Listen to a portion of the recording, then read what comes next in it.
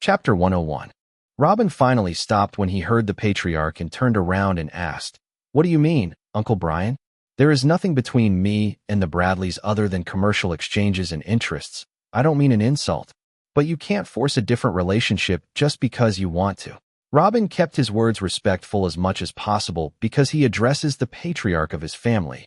If Mila or one of the saints with her said this, he wouldn't have stopped in the first place.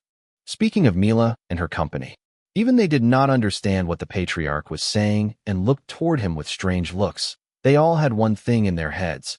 I don't know what he is saying, but if it was in the interest of forming a good relationship with Robin, then may the heaven help you convincing him. The patriarch was not angry at Robin's response and continued, "Just listen, Robin, this situation is not new. On the contrary, I personally have been through it a lot, and all the senior families have passed by it at least once. Taking a step from pure business between two untied families to something more is a challenge, but not impossible." Saint Edward furrowed his eyebrow slightly. These words had already given a hint of what the patriarch would say. "Well, go ahead. What is your suggestion to solve this crisis of trust?" Robin pinned himself down and prepared to listen seriously this time. There are a few methods that have been tried over thousands of years in situations like this, but the best of them is marriage. Saint Edward sighed. He was right in his prediction. What marriage?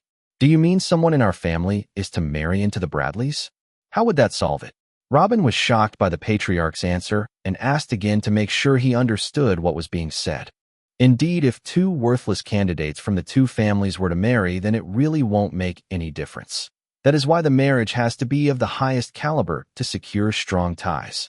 Robin smiled. "Oh, why does it seem to me that you want to get yourself a young bride, Uncle Brian?" The patriarch laughed when hearing this. "Haha, I'm old. I do not have the energy or the patience for a new one, and even if I want to, the marriage of an old fart like me wouldn't be solid enough. You, Robin, you are the one who should marry from the Bradleys." "Great idea. Haha, that indeed will solve everything. We have a lot of talented girls in the family. My granddaughter is a good girl, and my niece is also very beautiful. I'll bring you both." The three saints loved the idea and began to express their opinions, while Mila fell silent and looked at the ground with a long, unfocused look. And Saint Edward shook his head. He knew that was not what Patriarch Brian was aiming at, but he kept silent, hoping that the patriarch would say something else. When Robin heard the patriarch's suggestion and then the approval and words of the three Bradley saints, he chuckled and almost turned to continue his way out of the room. When the patriarch saw this, he knew what Robin was thinking and shouted at the three saints, "What the hell are you talking about? Robin is the representative of the Burton family. He has higher standing than me. And you talk about him marrying little girls? Not even an ordinary saint deserves him. Only Lady Mila can be put in the same sentence with him." When heard this, Robin, who was about to leave, stood in his place. Finally, this gained his attention. He then cast a glance towards Mila to see her reaction. Mila's unfocused gaze regained its luster, and she looked toward the patriarch in shock. It was long ago that she decided that she would get to the peak of sainthood as fast as possible, then start seclusion to try and get the fire shards minor law technique to the threshold of the third stage and perhaps become a sage herself. This plan will take her entire life. Thus she had never thought about her marriage before. As expected, Saint Edward sighed. This won't be easy. Anger was clearly visible on the faces of the other three saints. "Patriarch, I think you are overestimating your conditions here. Lady Mila is the daughter of a duke. She has been the #1 genius of the kingdom since she was 10. She recently broke through to the 25th level, the same as you when she is barely 150 years old. So please don't put her down in the same sentence with anyone. Lady Mila is unique and will not be married to anyone that is lower than her in any aspect. Robin can choose any other unmarried girl, and she will be his." Patriarch Brian slapped his hand on the table in front of him angrily. "You arrogant bastard, did Galen send idiots to negotiate? You came crawling on your stomach to plead our son Robin's favor, and now you're the one acting arrogantly? Give me the name of a young man in the 8 kingdoms or 4 empires that is better than our Robin. You will never find one. Girls have to get married sooner or later. Lady Mila, no matter how many thousands of years she waits, she will eventually marry someone. Who will she choose at that time based on these high ambitions you idiots have? An emperor? You overestimate your family and overestimate your lady. Do you think no other dukes have girls to marry? Leave the dukes. Do you think if Robin proposed marriage to a princess of the royal family, they would refuse? Please listen carefully. I've offered this to you for one reason, and it is that you guys have treated Robin fairly when he stayed with you. It's an honor to you that I've offered to connect your family with the one-of-a-kind person throughout history. If you don't appreciate it, then there's no need to continue talking about marriage further. Let's continue our discussion when you find a good commercial offer for Robin. Then with Humph the Patriarch returned to his seat and left them a chance to think and respond. But his angry attitude did not reveal the truth of what he was feeling. The Patriarch was jumping for joy inside him that Robin gave him the opportunity to act arrogantly and distract people from a duke's family. If this was in the past, he would have gone himself to get them something to drink. One of the three saints stood up angrily and shouted, "Humph, it looks like we're not welcome here. Let's go," and moved to the door. When he looked behind him, he found Mila was still standing in her spot, looking confused.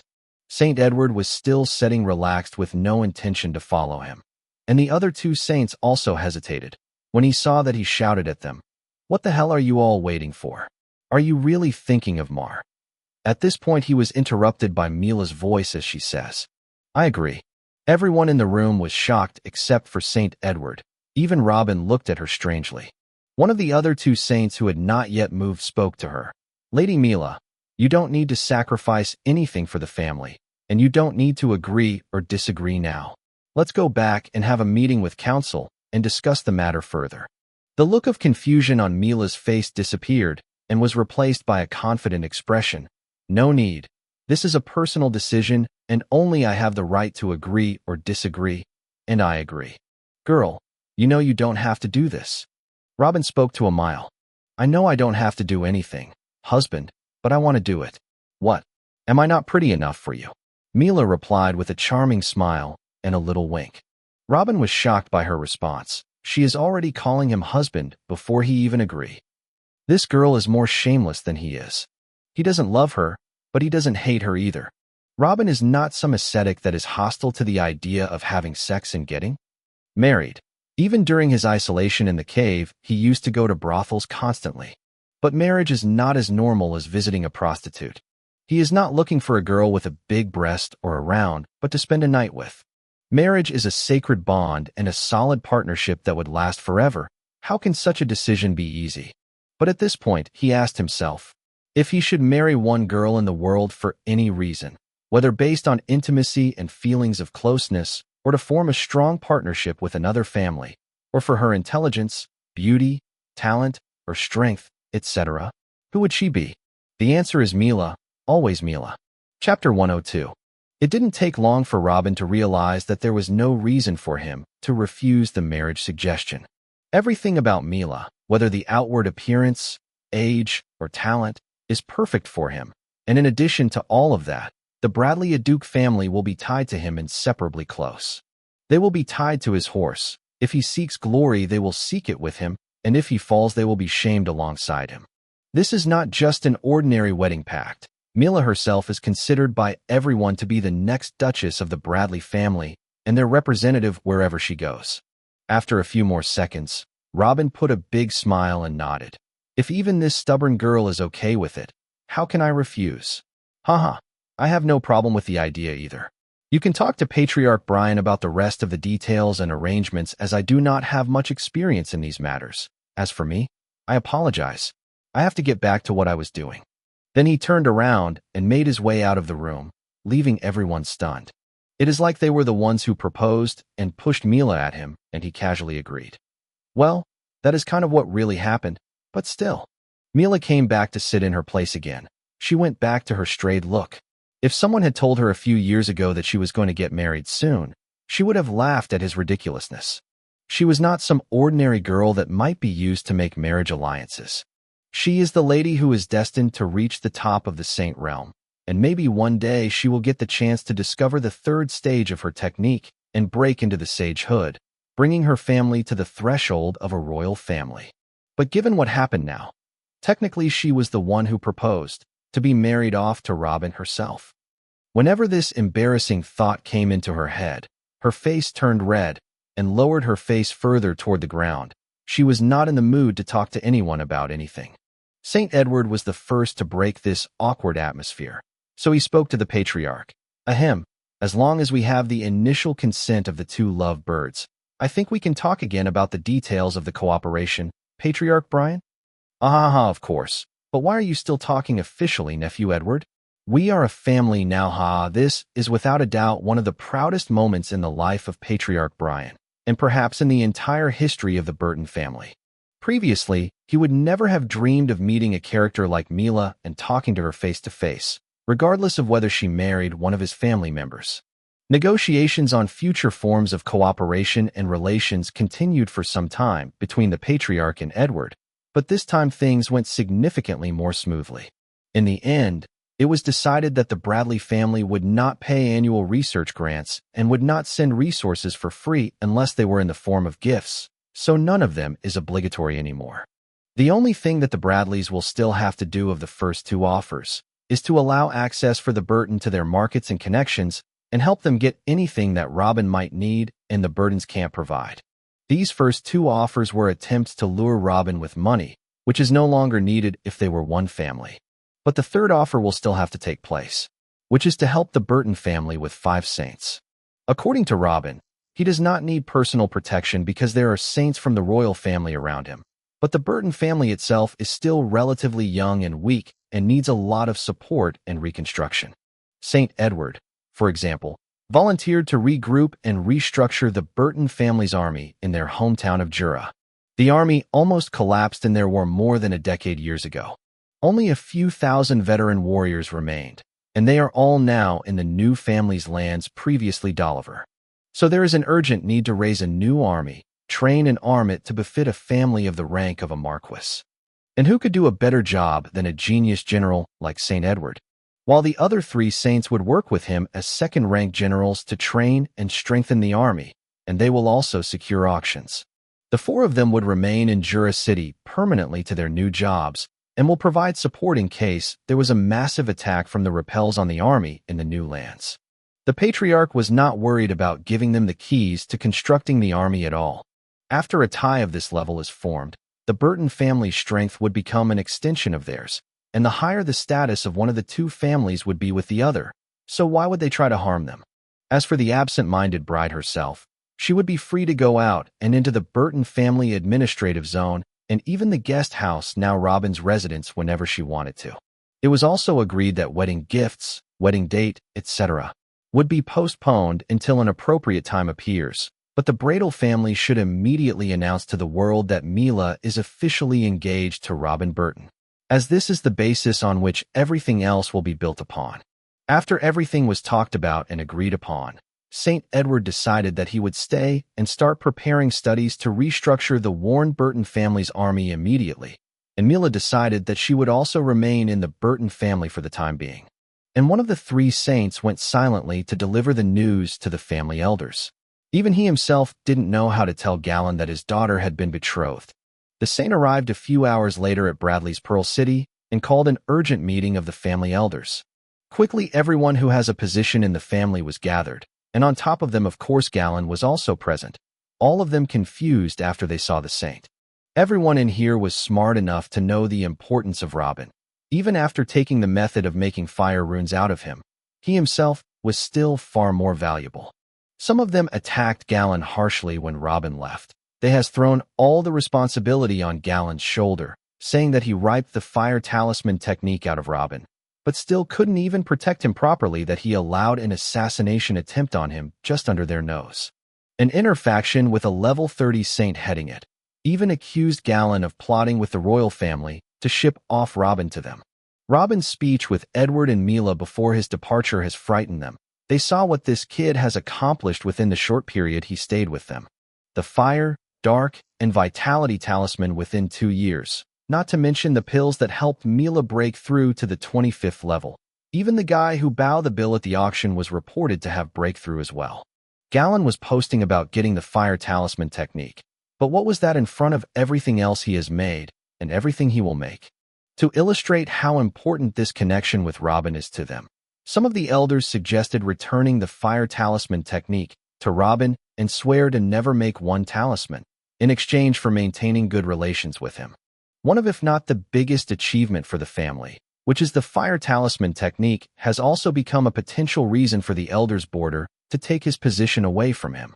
Galen waited until the last person arrived and then anxiously looked at the saint from Jura City.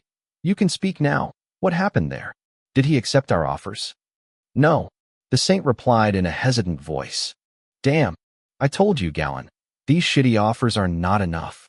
Everyone started shouting angry and blaming each other. There was no need for any other questions. Wait, I didn't finish my words. It is true that our initial offers were not accepted, but we were able to restore relations between us and Robin. The saint quickly enters. Galen, who had put his forehead on his palm and started to think of a way to secure his position as Duke already, panicked after this sentence and looked at the saint with a look full of enthusiasm. What did you say? How? You bastard, don't leave us hanging and speak directly. This. The saint hesitated a lot and started to sweat. Speak and get it over with. And where are Mila and the rest of the group that was with you? A high-ranking saint hit the table hard. Lady Mila is going to marry Robin Burton. Chapter 103. The saint finally surrendered his fate to heaven and shouted, Lady Mila, she is going to marry Robin Burton. He said the sentence quickly and raised both hands in front of his face to defend himself against the coming attacks. But no attack came. All he heard a few seconds later was, congratulations, Galen. Oh, I wish I had a daughter like Mila. Our resources used for nurturing her were not wasted in vain. Even those who wanted to kick Galen out of his chair as Duke sighed and shook their heads. They all knew that his weakness has turned into absolute strength. But even then they smiled after and began to congratulate Galen. This news was far too important for the family as a whole. The inner conflicts can wait. Welcoming and bless-wishing. So far the saint who came with the news and was afraid of becoming a punching bag for them to release their anger upon, has not heard a single objection. He quickly looked toward the person most concerned, toward Galen. And he found him, crying. Thank the heavens. I was too afraid to put this proposal with the group. I was afraid that my little girl's confidence in herself would be shattered if that blatant brat refused. I can't believe that things took that path by themselves. Thank the heavens. Galen muttered in a low voice and a satisfied smile. After all, he is a father, and he has always thought about the issue of his daughter's marriage since she was still a teenager. He was always concerned about who would take his daughter from him, and not once had dreamed of a better partner for her. He was intending to support Robin with everything he got anyway to gain some approval from him and make him satisfied enough to involve the Bradleys in his innovations and future plans. That young man, when he had in his head that he wanted to punish the majestic kingdom of Dolliver that stood lofty for thousands of years, he took half a duchy from them. But now he is no longer worried about finding ways to please him all the time. He now is his son-in-law, a good husband for his daughter and a strong ally, and his position is no longer threatened. This is the best outcome he can hope for. After a few seconds, Galen gathered himself back together and asked the saint, Tell everything from the beginning until you arrived here. Immediately after the meeting had ended, messengers from the family came out announcing in the streets that Saint Mila Bradley had been betrothed to Robin Burton. The news fell on all residents of the Duchy of Bradley like a thunderbolt. Mila is the #1 genius of the kingdom and one of its most beautiful women. Got engaged just like that? And for an unknown person. Robin may be very important among the upper class of the two families in addition to the royal family. But he was definitely not known to the vast majority in the kingdom. Only members of his family know him as someone who is very lucky at adopting kids. In fact, even Caesar is much more famous than him. The news traveled as if they had wings. Within hours it began to spread outward from the Duchy of Bradley to the neighboring duchies, and then further and further. Soon it reached Jura in the Duchy of Alton, and its inhabitants were astonished and asked for clarification from the elders of the Burton family, who confirmed these rumors. That very day that started as normal for the residents of Jura City has turned into a holiday. The kingdom's #1 genius, the lady that her beauty would put any woman in the kingdom in shame, will become the wife of one of their own. Although they did not know why Robin, as they don't. Robin is the source of the talismans or what this marriage really represents. Even if it is just a marriage in name between the two families, this is still wonderful. Joy, shock, questioning. Conflicting feelings swept the general public in the kingdom, as there was no one who had not heard of Mila Bradley before. But the real impact of the news was on the elite of the kingdom. Duchy of Alton, home of Duke Raymond Alton. Damn it! The Duke smashed the handle of his chair and rose to his feet when the knight standing before him told him the news. We're too late. The Duke gritted his teeth until the knight felt that he was about to smash him as well. Little did the knight know that the Duke had been arguing with his elders for a while and was trying to find ways to connect himself with the Burton family. The family that added half a duchy to them and made the Duchy of Alton the largest among all the duchies of the Black Sun realm by a large margin. He did not know anything about Robin himself, but there is no doubt that these talismans suddenly appeared in the two families of Burton and Bradley. He has no authority over the Bradleys. They are as strong as him, if not a little stronger. So his only hope is to find a way to control the Burton family to benefit from them with these talismans. Of course, without making enmity with them, he certainly did not want to find himself in the position of the Duchy of Tinley. The initial plan was for him to be a little late before he started his attempts so that his goal would not seem very clear. Maybe try to start some talks when the time to receive the taxes from the Burtons come, and then he might offer some army's expertise or gifts or money or etc. But the Bradley family is still blocking the way for him. The marriage of Mila Bradley to a nameless person in the Burton family clearly shows that it is not really a marriage, but rather is there as a mere facade for Mila to control the Burton family from the inside, because she has namely become one of them. Now the Bradley family is truly the sole owner of the talismans in the kingdom. These were not only the ideas of Raymond Alton, but technically all the dukes of the kingdom. Having Mila Bradley as a wife in the Burton family has blocked for them the idea of trying to control the Burtons. The only option left is courting. The only ones who knew the real dimension behind this announcement were Sage Albert and a selective few in the intelligence department. This marriage was not an excuse for the Bradley family to interfere in the Burton family's affairs. Rather, it was really a marriage at the highest level. That bastard Gowan.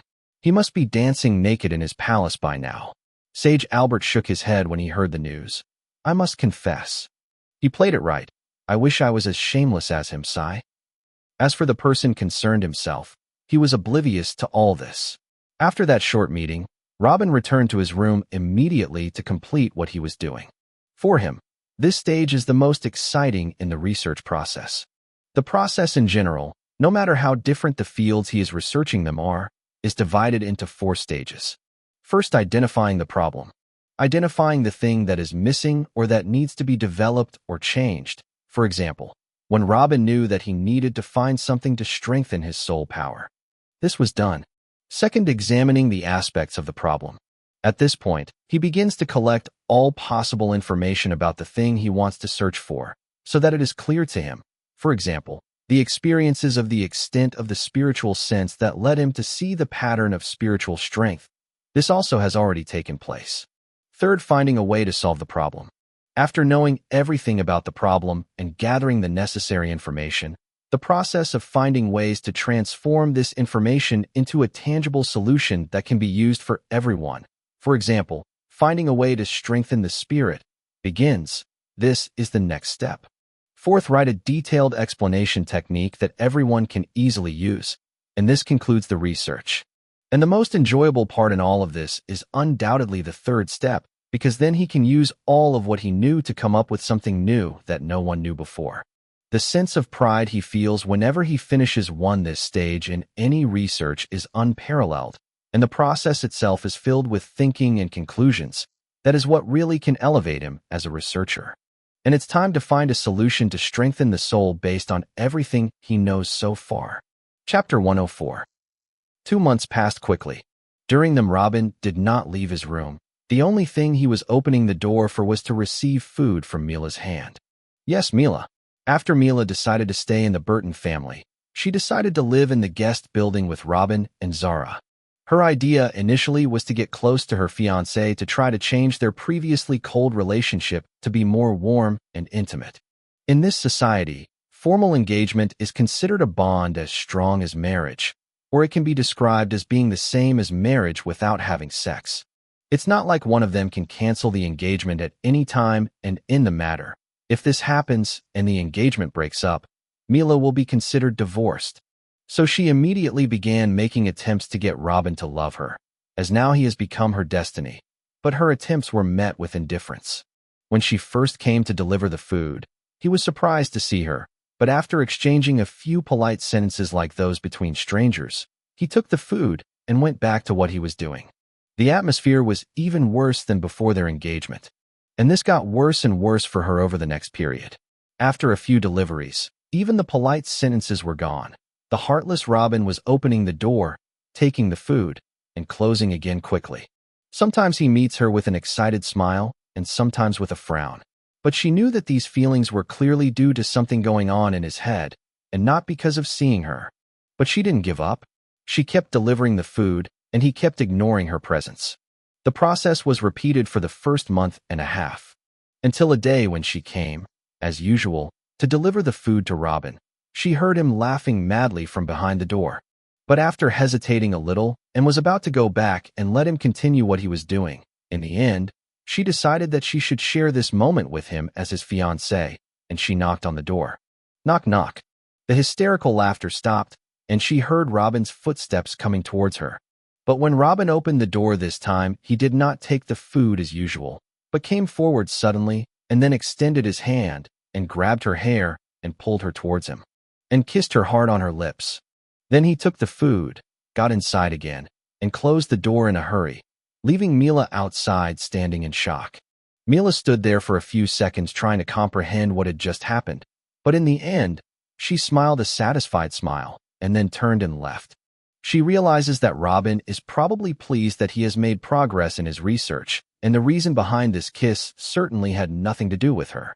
But she was happy that Robin used her to express himself. At least her daily attempts have finally succeeded in lifting the barrier between her and him.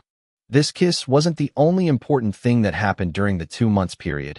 Outside the closed doors of the guest building, things are getting more and more complicated. The Great Jura auction was launched in a grand celebration, and all the seniors and officials of the kingdom were invited to attend this first gate to purchase talismans. It was not like any other auction ever held. This was the one and only of its kind. It was under the direct supervision of the Patriarch and Billy Burton, and even St. Edward and Mila and a few others from the Bradleys came to help stabilize such a huge event. For the first time in their history, if even for one night, Jura City has become the heart of the Black Sun Kingdom. All eyes and ears were focused there. Until this point, the word talisman was just flying around after its appearance in the latest war, but it was just gossip. No one really knew what these talismans were. At the beginning of the auction, the talismans were officially announced for the first time. So the talismans of fire, darkness, and vitality talismans were introduced to the public for the first time officially. The details and uses of these talismans astonished the minds of everyone, especially the talismans of darkness and vitality, which were not as famous as the talismans of fire. Even the fire talisman that is announced and auctioned was at the 10th level and not the 6th as they have heard. At this level, the talisman can be an excellent tool of defense for any noble who is young or unable to train. After that, the Patriarch stooped on stage and proudly announced that they also sell the spirit revitalizing pills that appeared at the Bradleys' annual auction lately, and Mila herself testified in front of everyone that the pill really had the promised effect, and it helped her break through to the 25th level. The crowd went into an uproar over this. No saint in the kingdom exists and did not hear about that magical pill, the first real pill that might help a saint break through, and Mila even confirmed that for them. But their enthusiasm quickly died down and was replaced with disappointment. Patriarch Brain announced that the Grand Master who provided the pills didn't send any third-level pill that is usable by the saints, and today they will only sell the pills of the first level in patches and only 4 pills of the second level. The crowd went into an uproar again, but it wasn't very positive this time. They did not shut up before the Patriarch said that there will be third-level pills in the future and that it will only be for those who attend all the auctions that will be held monthly and those who buy the most. After so much drama, the first auction of its kind finally started. Everyone competed to buy the dozens of talismans that were put to sell on that day, even if they didn't really need them. This was a historical event that they wanted to leave their fingerprints upon. The 4 second-level spirit revitalizing pills alone made 60,000 gold coins, and the vitality talismans were auctioned for about 2,000 each. It was unfortunate that Zara didn't make many talismans in that period, but they still achieved a net profit of 230,000 gold coins. This represents nearly 2 years of the total profits of the entire Burton family, and was earned in a single day. After the sale of the last piece of the vitality talisman, it was confirmed that the new Great Jura auction hall will be dedicated to hosting a monthly auction for the sale of talismans, which was widely welcomed by the audience. It was also announced that the Burton family would recruit old knights who were no longer able to enter the battlefields and would be properly paid, and that anyone with above-average soul power strength could come and work for the Burton family at a good salary as well. The announcement was strange for everyone. This was the first time they had heard of such strange recruiting requirements, but it was also welcomed. Many of those here knew people with these qualities in their families. As long as they can't benefit from them, sending them to the Burton family where they are paid well was the best option. At least they will have an inside information source that will bring them news of the talismans. After this day, a few people with these qualities started to silently stream towards Jura City. As for the more extreme front, the area recently acquired by the Burton family is home to tens of millions of citizens, and somehow they have to subjugate them all to the new rule with an army of 25,000 soldiers. No one anywhere would be willing to change his nationality overnight, and as simple as that, armed rebellion flared up and increased day by day. The war to subdue the rebellion became so intense that 2 of the 3 Bradley Saints joined the army in the new lands, bringing with them dozens of Bradley Knights. In addition to the 3 already existing Burton Saints there are now a total of 5. Each Saint escorted 5,000 soldiers and a few knights, forming 5 independent armies, and then they moved individually to subdue the cities one by force. The numerical difference between the 2 parties is just horrible. But due to the lack of a typical army on the rebels' side, and also the lack of strong personals like any knight and saint with them, it balances the scales somewhat. Just the saint's presence alone should have been enough to eradicate all resistance. But something is going terribly wrong. The problem is that after killing the rebels in the cities, the people of that city become increasingly angry and reject the brutal occupier from the kingdom of the Black Sun even more. The number of Burton army soldiers is declining at a rapid pace due to the many confrontations, as the numbers of the rebels are increasing at a shocking rate after seeing the blood of their brothers being spilled. The situation is getting worse with every passing moment. Chapter 105. After another 53 days, Zara was drawing talismans on the floor in the main hall, while Mila was sitting beside her and watching silently.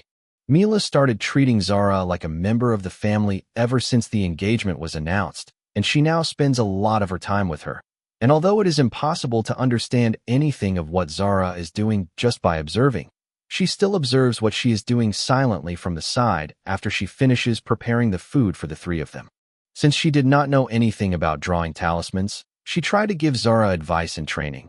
But every time she tried to give her advice on ways to absorb and manage energy inside the body, and other things of this topic, Zara would reply to her with a theory that was better and more efficient than what she knew. She said that all the answers came from the technique that Robin taught her. So with time, Mila came to find that she kept opening the subject just to hear Zara's opinion and get more ideas from it. It was Zara who is teaching her energy cultivation and not the other way around. Although she really wanted to see that genius technique that Zara was talking about, the technique that made the barely 11-year-old girl about to break through to the 8th level and gave her so many insights. But she held herself from the request. She decides to wait for Robin to give it to her himself.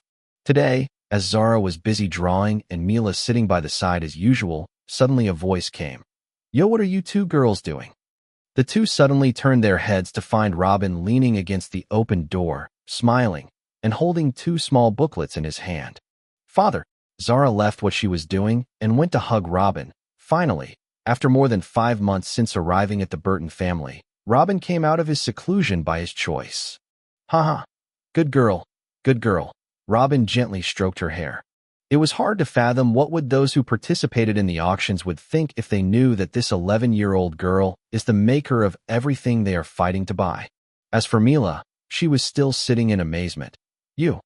How did you get there without me noticing you? Robin laughed out loud as if he was waiting for this question, then spoke with a big smile. I wanted to test something, and it looks like I succeeded. Hey, why don't you get up to greet your fiancé and give him a hug, girl? Mila's face flushed red when she heard this and remembered that kiss. She looked away. Humph, you are speaking as if you just came from some adventure overseas. We see each other every day. Ha ha, all right. I'm used to having a little party after the end of every successful seclusion. It is nothing fantasy. I would just take one of the boys with me to a restaurant.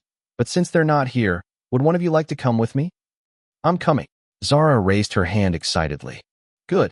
Robin patted Zara's head, then looked at Mila. How about you, girl? Are you coming? Why not? Mila shrugged with a smile. Excellent. I know a good restaurant Billy and I used to go to when we were kids. I think it's still open. Let's go. Crowds.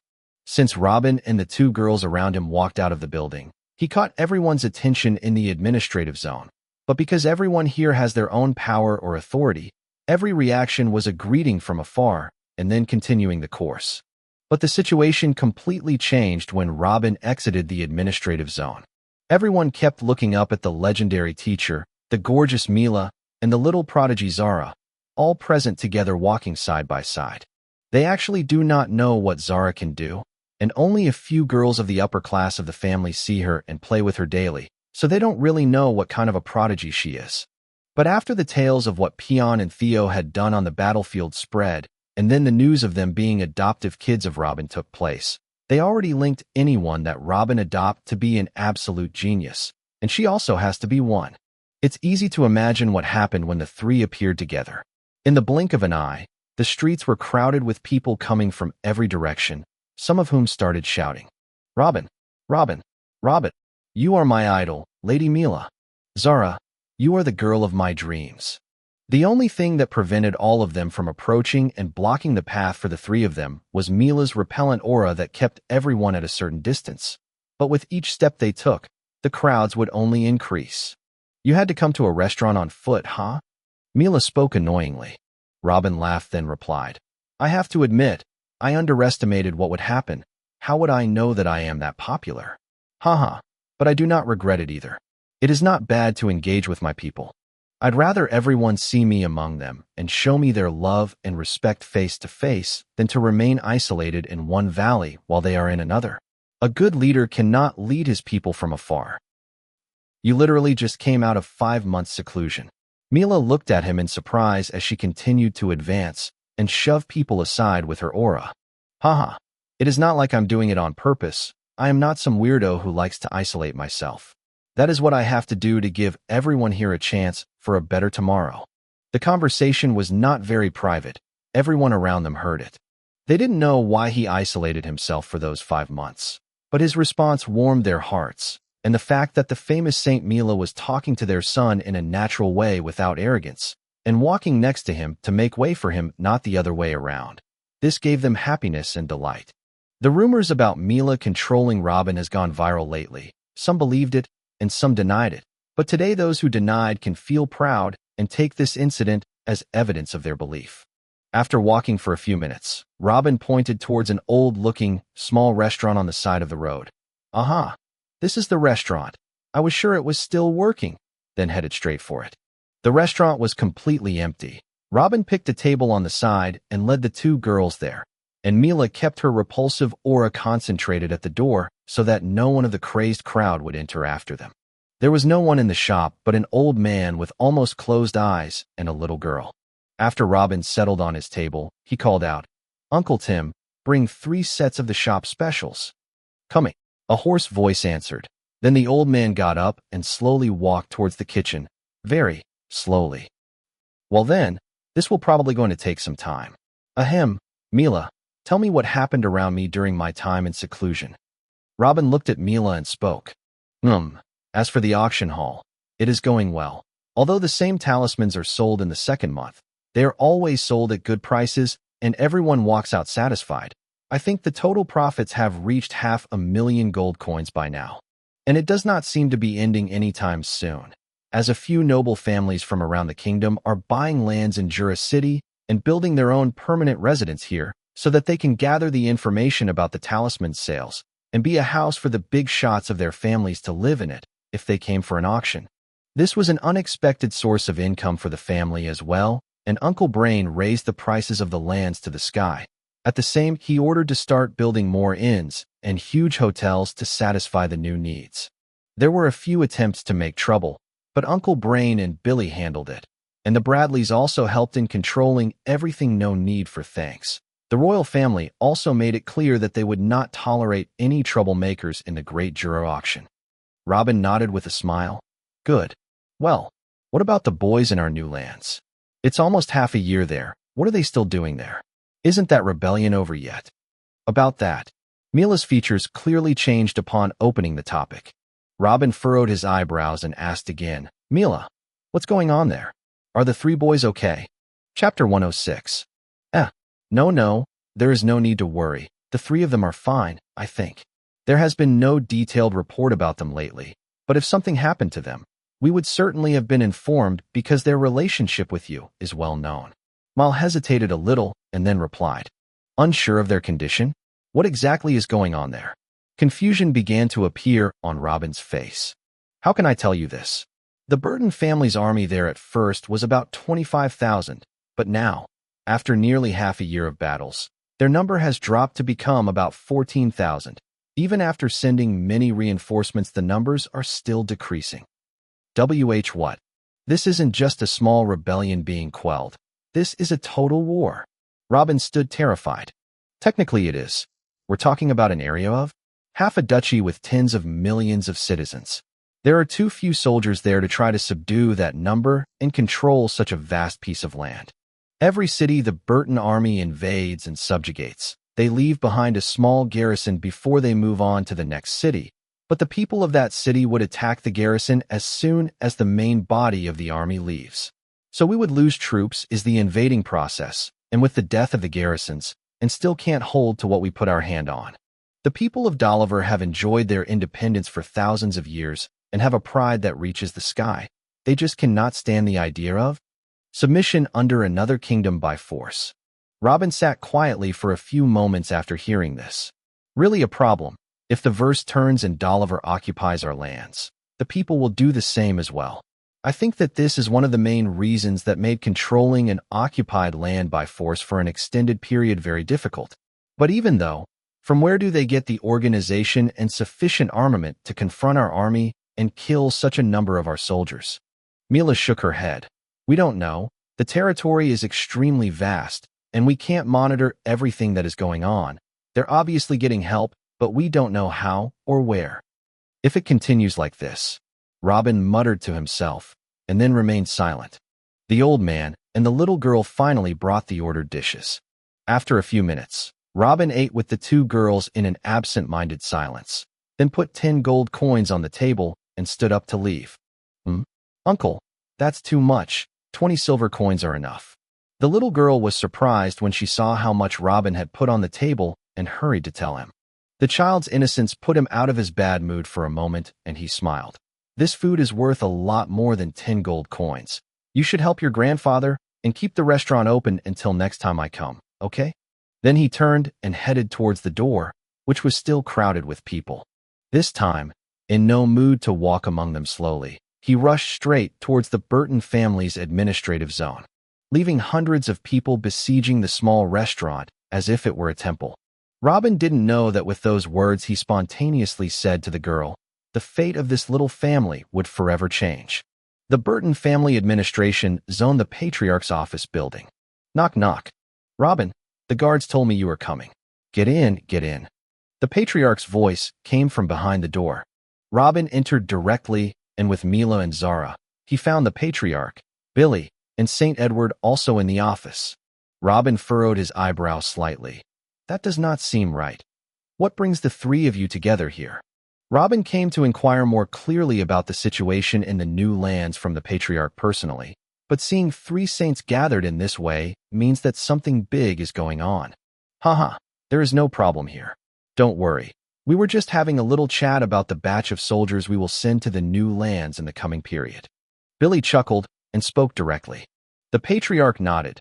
During the past months, we have been sending a few hundred of our old soldiers every few weeks, but this obviously did not work very well for us. So we have decided to send the legion that General Edward has trained since he arrived. I told you this won't work. It is true that there are currently 50,000 soldiers under training, and I have taught them the main formations, but they haven't even completed 5 months of training yet. Secondly, they do not have any categorized armaments, and they are not equipped with any talismans. What is the difference between this and sending citizens to the battlefield? St. Edward shouted. Obviously, the conversations weren't going well before Robin entered. Robin came forward and sat with them, looking puzzled. Wait a minute. I understand that there are no talismans yet because Zara is making them for sale for the nobles and not large quantities for wars. But what were you saying about armaments? Second, is gathering 50,000 soldiers that easy? Why didn't we do it before? Noble Robin, the number of those who can carry weapons is never a problem. Even your previous small lands accommodates a couple of millions of citizens. The soldiers need food for themselves and some money to send to their wives and children to be able to live when they are serving in the army. No offense here, but your family was very poor and they couldn't raise enough money to spend on the food of a medium army. Forget about giving money to the families of those soldiers. Only recently, the Burton family's treasury began to recover a little after the spoils of war, the money you brought with you from Sage Albert, and the auction profits, so now your family can afford a bigger army. Regarding your other question, good categorized weapons and armors, shields and bows, cannot be found thrown in the streets. Rather, noble families make them, buy them, or even take them from the arsenals of other families after annihilating and looting them. It's a long process that takes a lot of time. We were not able to loot any significant equipment in the recent war. All armament with the dead enemies left behind was basically in tatters, and what we have gained from the personal arsenals of the barons and Viscount Satina does not even make up for what we have lost. The point is that good weapons and armor that have a category, low, medium, high, accumulate over thousands of years in noble families, and it is one of the most important factors for winning wars between armies under the realm of knighthood. Imagine two people of the same level, but a person carrying a wooden shield and skinny sword riding an ordinary horse, against another who wears full metal armor and a low-categorized sword and rides a warhorse. What will happen? One-sided massacre. Basically, the Burton family did not have a good stock of weapons and armor, and even horses. The war 13 years ago wiped out a large part of them, and the war against Oliver also destroyed a huge part, and is still destroying them as we speak. All the Burton family stock of these resources has almost run out. A large part of the soldiers of the Burton family army in the new territories hold easy-to-break weapons and wooden shields, and there are only less than 500 warhorses left. As you can see, these types of equipment are a problem for the main forces there. So what about the new forces that I am training? Of course, you can give them garbage to fight with and go to die as long as you don't care about the lives of your kin and affiliates. But what's the point in my training then? General Edward was visibly agitated. What? Categorized armaments are that scarce? But I remember that Caesar bought a high-level halberd in Bradley's Pearl City with 100 gold coins. Robin's allowance before was 20 gold coins monthly, so the weapon was worth a 5-month allowance of that of genius in a noble family, something that no ordinary citizen can hope for. But still, something that can be bought with money shouldn't be scarce. Billy shook his head. Those weapons are most likely worn out in battles before and are sold to raise funds for the family. Or maybe a soldier stole or found one in a battlefield and secretly sold it. Or maybe some random knight wanted to make money, so he made some trash to fool the youngsters. All in all, the categorized are no easy to find. Especially real medium and high categorized weapons and different armaments can never be sold in a random store in the street, and are absolutely not that cheap. Robin was stunned for a minute before nodding. He always pondered on how that Remus guy broke Caesar's high-categorized halberd to 3 pieces. Chapter 107. General, please understand. If we don't send them for support now, our army there will be annihilated in 2 or 3 months. What are we going to do then? We are confident that your training will save their lives to a reasonable degree. Please agree and lead them there. The patriarch replied in a calm voice and polite manner. Although Edward is younger than him, he is much stronger. Everyone turned to silence. The situation was really confusing to them. At least the soldiers who are currently in the new lands are considered elite because they fought a few battles, and they still have some categorized weapons, armor, and a few warhorses, and yet they are still dying at a high rate. So what will happen when a new army is sent without equipment, without experience, without even completing the basic training? Saint Edward rejected the idea entirely. He is not just like the rest of the saints who care about their personal training. Since his childhood, he had a special love for leading armies and inventing tactics, and he considered his veteran soldiers to be part of his family. And now he is under pressure to send the 50,000 soldiers he trained himself to their deaths. He understands the demand of the patriarch. If he does not send them now, the soldiers in the new lands will be killed, and then they will have to send the new army anyway. This was certainly not an easy decision. But the silence was suddenly broken by Robin's voice. This won't solve anything. I thought at first that it would be a simple rejection for our rule, and that it will be suppressed, and get it over within a few weeks. But the circle is widening, and control is being taken away from us. I'm sure that the noble bastards of Dolliver are interfering to stir up chaos and supply the citizens with weapons and the information. The patriarch nodded. That's definitely what's going on, but what might we do? We can do nothing but continue to suppress rebels by force. Robin shook his head. If this works, we wouldn't have been here talking about it. The small victories of the rebels obviously attract more volunteers to their cause, which will draw us into an endless war of attrition. Even if we send in the new army, it wouldn't intimidate them. It would only confirm the rebels' idea and would draw more to their cause. It will be a few tens of thousands against tens of millions of potential rebels. You are right. This is one of my fears. Our soldiers there are dying in vain. At this pace, we will prepare an army every year to be sent just to be killed. St. Edward nodded. Silence is back in the room again. Sending armies without proper weaponry to kill tens of millions of angry citizens. It is as if a small child wants to subdue a raging bull. We don't. A voice broke the silence, causing everyone to look at its source. It was Zara, but when she saw that she became in the spotlight, she fell silent again and lowered her head. When Robin saw her acting like this, he smiled and said, Speak. There is no reason for you to be afraid. What do you want to say? Yeah, we didn't occupy that land to loot it and kill its people, right? Isn't it supposed to be our new lands now? Why are we trying to kill them in the first place? Zara spoke in a low voice as she nervously moved her fingers. Ha ha, kids are really lovely. The patriarch laughed out loud and then began to have side consultations with Billy and General Edward. He obviously didn't take her words seriously. But it was Robin who furrowed his eyebrows upon hearing Zara's words, and for a few seconds finally spoke. She's right. The patriarch turned to look at Robin. Robin continued. It does not matter who is pulling the strings behind this rebellion. The blood that sheds will be on our hands forever.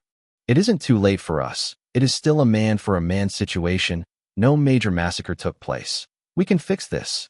But if we continue to send in armies and shed more blood, we will lose the people of the new lands forever. No, we shouldn't call it the new lands anymore. But let's call it the farm as long as we will kill its citizens and steal its wealth. Billy shook his head.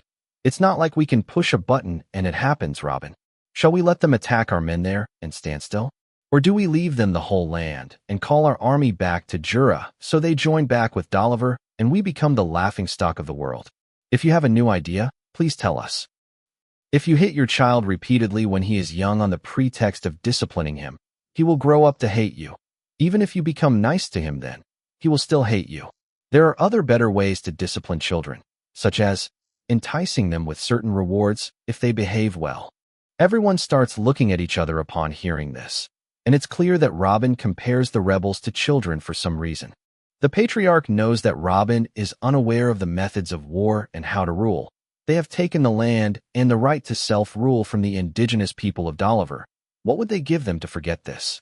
He didn't want to directly silence Robin so as not to embarrass him, so he asked with a smile, And what can we use to persuade those rebellious into our judgment in your opinion? Robin was silent for a few seconds. Why did he look in St. Edward's direction? What makes a weapon worth a category rank? And why are they not common? The saint was taken aback by the question that came outside the topic, But he replied, anyway. The weapon is valued primarily according to the manufacturing materials. The stronger and sharper the metal from which the blade is made, the higher the value of the weapon. Of course, there are other measures like the craft itself. If you gave the same block of metal to a genius blacksmith and to a random dude, do you expect the outcome to be the same? No. But this makes deference within the same category, as you can find a 20 gold coin or 200 gold coin swords that both have the category rank low. They are made of the same material, but the strength they held are far apart. So, your question is a bit tricky, not as simple as you think. But if you are asking only about the qualification for a weapon to be categorized, then the answer is the raw material. As for the reason why categorized weapons are scarce, is that the number of knights and saints is not that high either. Of course, and those who work in the field are very few. Robin opened his eyes wide. What do the knights and saints have to do with it? The tempering of high-level metals depends on the physical strength, of course. Fire can liquefy simple metals like iron, but the swords made of such metals are easily broken in the hands of the cultivators, and the higher the level of the wielder, these weapons become more useless. As for the higher-level metals, they cannot be melted by fire. They can only be heated to become a little soft, and then the knights will bang on them, cut them, and flatten them until they form what they want. And if the metal is even more high-leveled and stronger, then a saint will have to shape it himself. Knights often form these weapons only to be used by their families. Thus why any noble family rarely sells their categorized armaments to other families. Each and every one of these categorized weapons, armors, shields, bow, etc., are considered a treasure of their own that will be inherited by future generations. As you can see, this task is long, tiring, and unprofitable for those who do it for their families, so there are not many knights who choose this direction. Or maybe they would make a few to repay their families for the support they had when they were young, then they stop. Only a very few knights and saints choose to become professional blacksmiths, and all of them are famous, but we all know they are doing it for fame and riches, and ignoring their true inner desires. Otherwise, which saint would spend his days hitting a damn block of metal with the strength he gained by hundreds of years of training? Who in his sane mind would start his cultivation journey, saying to himself, oh, I want to become stronger to hit a ficking hard rook? Therefore, the demand for this type of weapon never ends. It is impossible to find a family that has more than what they need. Even your Burton family that has about 6,000 years of history as nobility didn't have more than 10,000 pieces combined.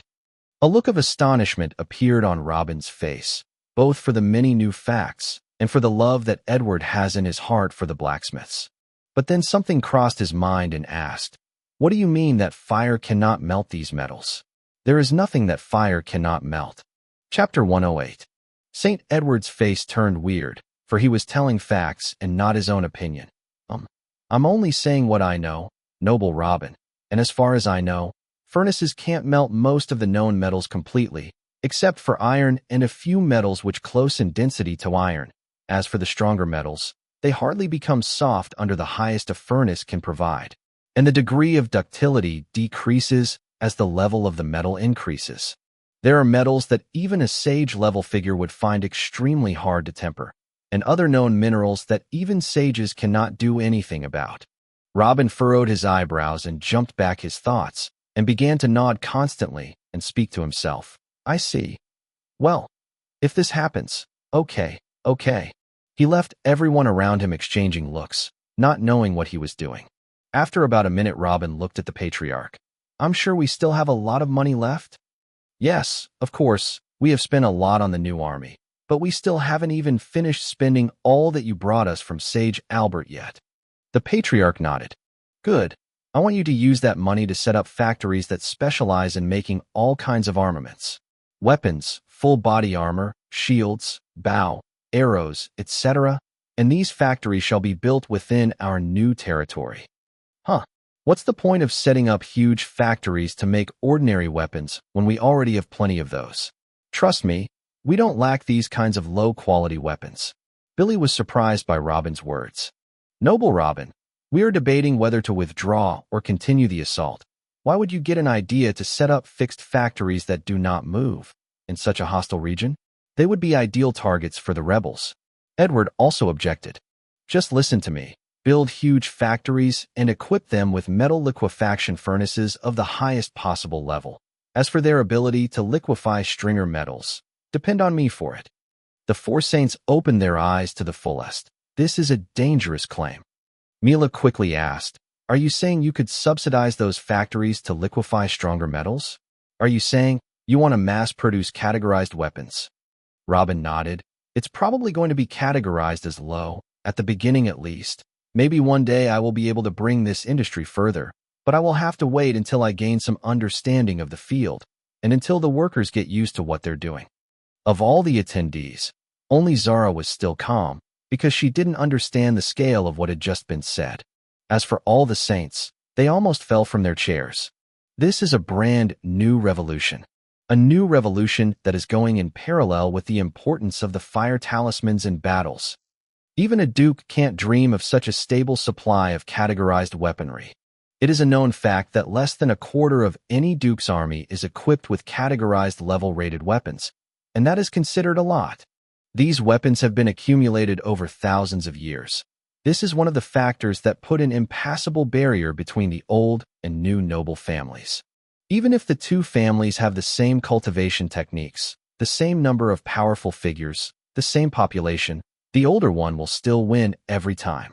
If the Burtons had a permanent source categorized weaponry. Robin, forget about it. I won't ask you to explain how you are going to do it, but at least tell us why you want to set up these factories in the new lands. Forget about Jura City itself. I prefer building those factories here inside the administrative zone. The patriarch muffled his excitement and asked, "Just build it there and place advertisements for new recruits to work in the factories, and all of them must be locals. Announce a wage so high that they cannot possibly ignore, and give them complete care for themselves and their families. Make everything about the working environment in the factories a paradise compared to everything they previously knew. It will cost a lot. Building factories to the required scale and quality alone will eat hundreds of thousands of gold coins. And we will need thousands of gold coins per month to cover the workers' expenses to be at the level you require." Billy shook his head. Robin burst shouting when hearing this. "What expenses are you talking about? You were getting ready to send an army of our relatives to certain deaths. Didn't that army cost us tons of gold also? Do not talk to me about expenses." Billy gestured with both hands quickly. All right, I misspoke, but you know what I mean. We have to make everything straight before starting then regretting." Robin kept quiet for a couple of seconds then spoke. "We can cancel out the expenses by selling a small portion of the manufactured weapons per month to the Bradley family and the royal family. And when our current army has enough weapons, we can sell a larger share to the two partner families, or even to the rest of the big and small families in the Kingdom of the Black Sun, as long as the classified weapons will be available in abundance. And at a reasonable price. Do you think we'll have income problems? Forget about this point. Workers' expenses wouldn't be a point worth mentioning at the time. Listen, the Burtons are sincere in trying to expand our influence and lands. But our new citizens think that we are there to take revenge against Oliver. They think we only want to loot and kill. And unfortunately, the current events confirm their suspicions. These factories will be a magnet for their working class to join us and earn a lot of money and tell their relatives and friends that we really came to raise their status and not to kill and steal them as they think. Then everyone will aspire to join us and protect these factories that bring them gold, instead of trying to destroy them." Edward and Mila are still excited about Robin's announcement that he's willing to sell his categorized weapons to the Bradley family, while Billy and the patriarch sank deeply in thoughts about the suggestion. After a few seconds, Billy started to nod. "This will really draw the poor locals to our advantage, as stability and prosperity are always better than war. But what about the middle and the rich classes? If there is a link between the rebels and Dolliver's intelligence, they are certainly one of the bigger families. They will not be pursued by the factories thing and will certainly not be silent and will try to stir up strife. Shall we kill these people?" "No. Will you stop thinking about killing for a moment?" Robin shouted. "Tell me more about them. Are they nobles? Are there knights and cavalry among them?" "No. The noble families left the lands after signing the non-aggression pact, fearing that we would annihilate them. Those who remained are the relatively large and wealthy families, but without any law techniques. And therefore there is not a single knight among them. And yet they are our greatest danger there. They have deep relations with the Tinley nobles, and their absolute loyalty is to Dolliver, as their numbers and the power they have over the rest of the locals, and being in control of all the cities make them the head of the snake in this war against the rebellion. Robin was silent, and then said back a few seconds later, I think I have a solution for them too. What is it? Announced that if a family of over 500 members publicly swears allegiance to the Burton family, will receive a fire secondary law technique and become the new official nobles in their respective ancestral lands. Billy was surprised and exclaimed, Forget it. The method our ancestors used to break into the knighthood was flawed and was thrown aside. All the good laws we have today were bought from the royal family after our ancestors helped them win the wars to unify the kingdom thousands of years ago, and we swore to not leak it to someone else, or we will be considered traitors. Is the only problem the law itself? The rest of the idea is good, Robin asked softly. Billy was surprised by the question and looked at the patriarch, who in turn spoke. Yes, the idea is really excellent. A vast area like that needs its own local noble families to help us manage it, and we will not only suffice their evil, but we will have more men to summon to wars if we win their loyalty and make them stronger. But these are just dreams. We cannot use the property of the royal family in this way. Chapter 109. Robin smiled. And who said anything about using the royal family's heavenly law techniques? I'm going to prepare a new fire minor heavenly law technology. That would solve the problem, right? What? You can write a technique like this from scratch? If you can do it, then write one for us. The patriarch quickly stood up. He couldn't believe his ear. Not knowing what to say, Robin was really starting to fear that the health of those around him would be affected by too many surprises. At last, he sighed and continued. Yes, I can write heavenly law techniques. The law I will write for new families will be just nearly as strong as the minor heavenly law of fire shards that is widespread in our kingdom today. It isn't suitable for me to give you such a little thing. But don't worry, patriarch, I haven't forgotten the family, but not now. For everything has its time. The minor heavenly law of fire shards. Everyone's minds were almost flying. This is the second or third strongest law in the kingdom after the minor law used by the royal family. Even saints' geniuses like Mila use it. But Robin simply said he could make another one with similar strength. And according to him, technically he promised he'd give his family something even stronger. Mila, sitting next to Robin, reached out her hand, grabbed his sleeve, and pulled it gently. Robin. When Robin turned around and found her giving her such a pleading look, he burst out laughing. Hey girl, the Bradleys are also considered my family too now. Just stay obedient and don't worry. Your man wouldn't treat you badly. And Mila nodded her head energetically, obviously very happy. Robin reassures her with every passing moment that her decision to give herself to him was not wrong. Even St. Edward was flying with joy when he heard Robin's confirmation. All the anxiety and pressure he was feeling before Robin entered the room vanished. Then Robin looked back at the patriarch. Now I think the upper class problem has been solved, and they can choke the middle class for us, so there's no need to think about them any longer. Is there anything else we forgot to mention? The patriarch returned to his seat, and then shook his head smilingly. No, you have solved everything for us. If the plan was successfully executed, we would have noble families forever grateful to us, and poor-class citizens that view us as gods. Our control there would be absolute, more even than our control over our ancestral lands. Robin nodded. Good. Drag our armies over there into a fortress or two now, and just make them responsible for building the factories and protecting them. Let those who rebel, and those who don't want to pay taxes don't pay. Tell the army not to care about anything that happens except for their safety.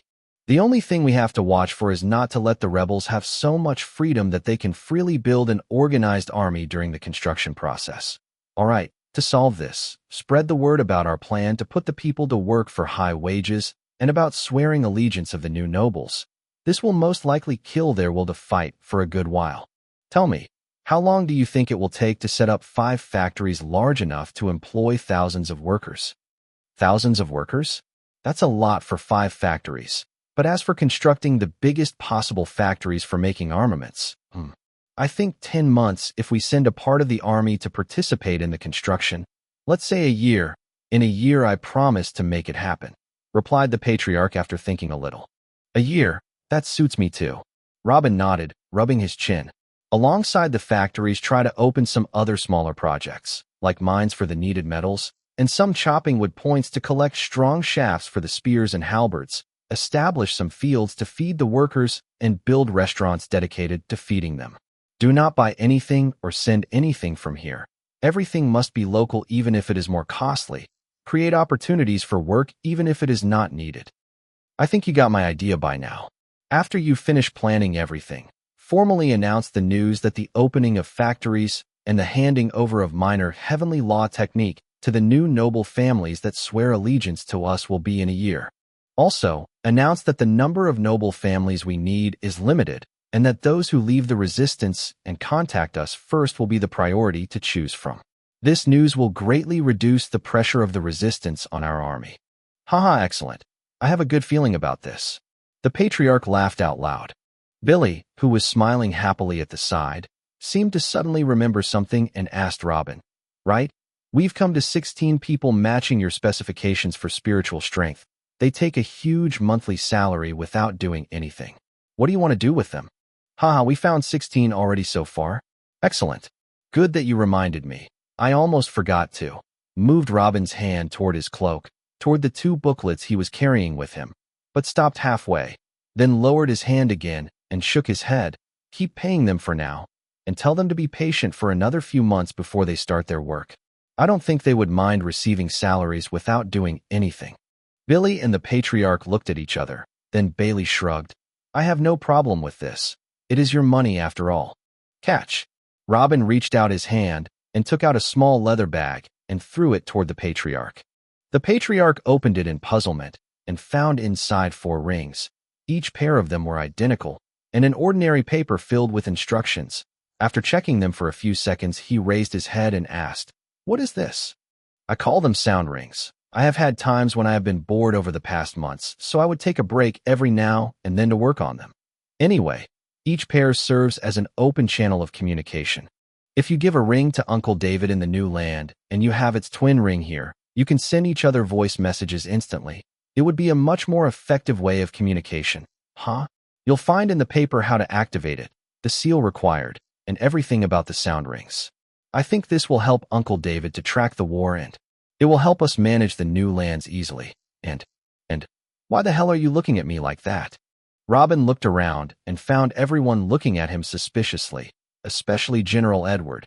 His eyes almost popped out of their place, as he was the person who knew how devastating those rings can be in a war. "Well, I think this meeting is over. Good luck," Robin said, and quickly got up and headed for the door, pulling Zara in his hand, leaving everyone with their mouths still open. After a few seconds, Mila regained consciousness and dashed behind Robin, leaving the 3 saints looking at each other in silence. "Robin, can you sell a pair of those rings to the Bradleys?" Mila quickly caught up with Robin and Zara. She caught his sleeves and spoke in a voice full of tenderness, and even bent down a little to reveal her plump chest. Robin paused and looked at Mila's pretty face for a moment. Then his eyes slid down a little and ran into the pretty sight of the 2 slightly pink peaks, and quickly got lost inside them with wild fantasy.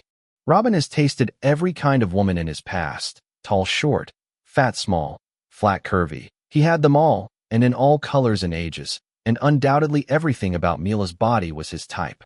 Before seeing her at the gate that day, if someone gave him a paper and pen and told him to paint a perfect woman, he would paint someone like Mila without a doubt.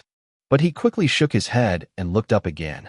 "Girl, I can go down the streets and randomly find a girl with big boobs too. Don't you think you are asking for too much in exchange for a few quick glimpses?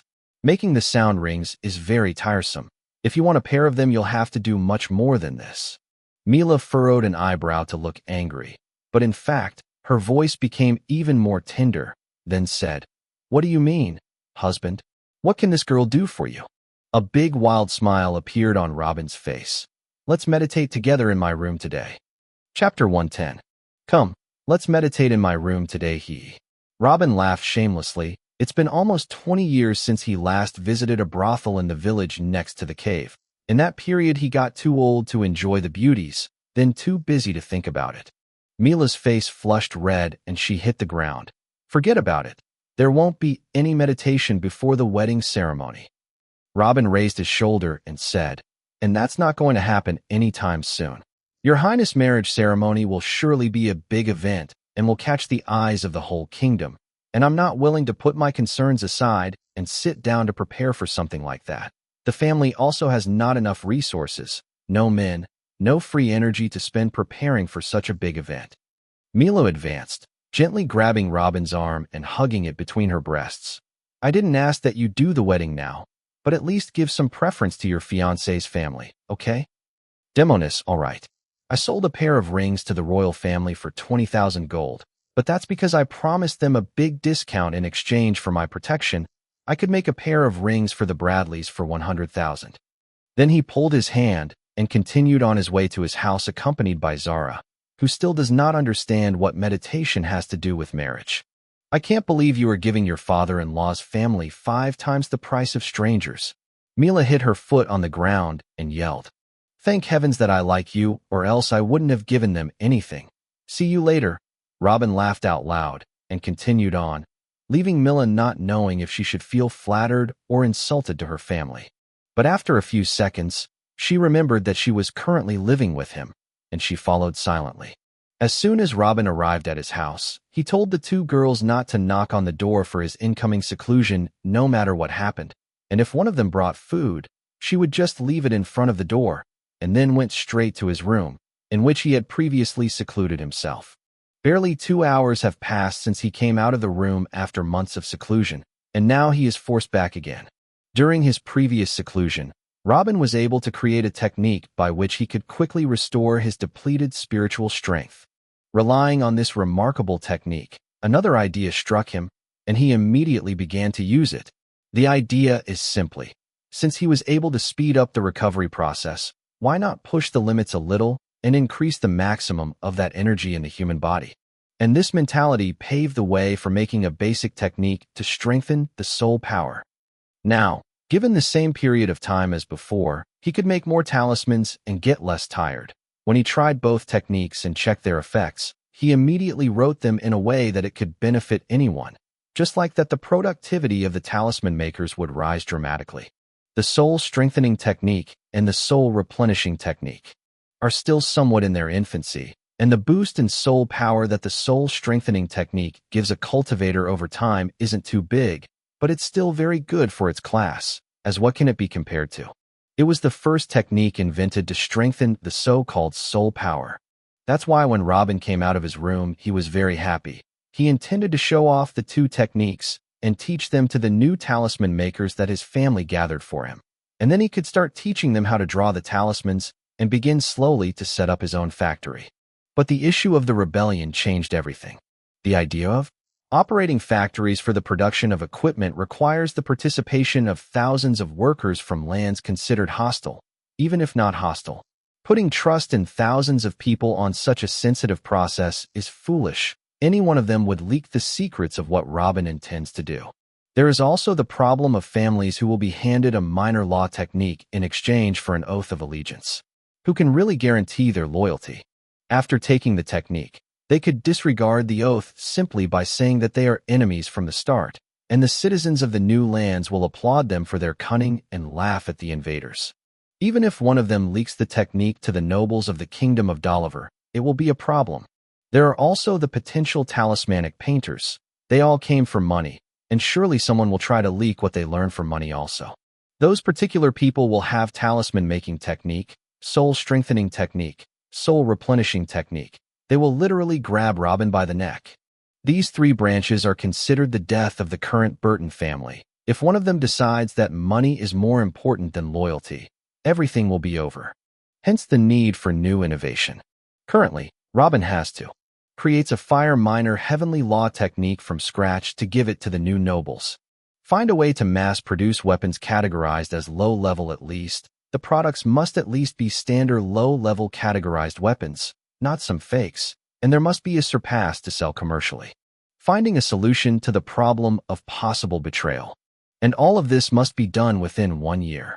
There can't be any delay or any defects. Should any of the 3 not be done before the time limit, everything will fall apart. The Burton family's forces in the new lands face great pressure from the rebels who surround them from every side. and now they will have to guard the places where the new factories are built. Even by withdrawing and gathering them in a fortress or two, this would give the rebels a chance to gather into a large army. When the news is leaked, the resolve of the great families and the poor class will be slightly shaken, but the hidden hand of the kingdom of Dolliver cannot be taken lightly. In fact, a year is already a very long time for them. For every day Robin takes to solve the 3 problems, soldiers will die in the new lands. After a month, Robin decided to start with the easy one first, so he devoted himself to choosing a fire miner heavenly law and wrote a technique for its first stage. For someone who wrote down techniques for the first stage of 3 different major laws, this was like child's play. After only 25 days, the technology was ready on his desk, waiting for its users. Then heading over to the second easiest task, a way to craft categorized weapons. According to General Edwards' explanation, the classification of equipment is closely related to metals used for manufacturing it, and the problem is that stronger metals need strong cultivators to form them, and therefore they are not available to arm entire armies. The main issue is that those metals are not melted by normal fire. Even if a saint using the laws of fire can melt these metals, they are still small quantities that cannot be mass-produced. That is why here comes the need for a fire strong enough to melt these metals, and at the same time, ordinary citizens can use this fire continuously without danger. This idea eluded him for 3 days, just sitting in his place not knowing where to start. He would just get up to get his food from behind his door, then come back to sit again. The subject was much easier in his head, as he intended to use the idea of talismans in some way to strengthen the fire inside the furnaces. But in practice, fire talismans are for one use, so what kind of skin would withstand such heat for prolonged periods? Secondly, even if he made it that the fire talismans are strong enough to withstand the heat, the activation seal makes it that the fire talismans become ineffective after one use.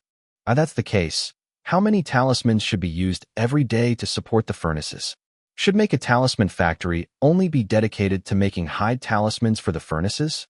Simply, if he intends to operate a factory that produces large quantities of weapons daily, he cannot rely on single-use talismans anymore. Therefore, after he was thinking of a way to smelt metals, he began to think of a way to get rid of the one-use policy, and a way to protect whatever the patterns are written on from intense heat. After 2 more days, specifically on the 30th day since the seclusion began, Robin opened his eyes and rushed out of his room, rushing towards the patriarch's office. Chapter 111. Zara was playing in front of the house with some girls her age when she saw Robin rush out of the house and pass right by her, but he was so focused that he didn't even notice her presence. When she saw him with knotted eyebrows and looking serious, she decided not to cut his line of thoughts and went back to playing. As for Robin, he was indeed confused. So many things were going on in his head that he no longer knew what to focus on. As he was walking, he heard someone calling him Robin. Robin stopped and looked in the direction of the voice and found Billy waving at him with a smile. So he changed course and moved towards Billy at the same pace. Robin's serious look wiped the smile off Billy's face and asked, "Something's wrong." "Billy, it's good that I found you here. Tell me, did you start making the furnaces?" Robin asked. "Huh? No. Only a month has passed since the decision to stop the subjection war was issued. Currently, they are still building the external structure of the first 2 factories. As for the furnaces, we are currently assembling components for their manufacture, and it is planned to start making them soon here in Jura." "Very good. Tell me, what will they be made of?" Robin smiled a big smile. Then quickly it disappeared and asked seriously again. "All furnaces are made of iron, but the iron must be very dense in order to withstand the heat.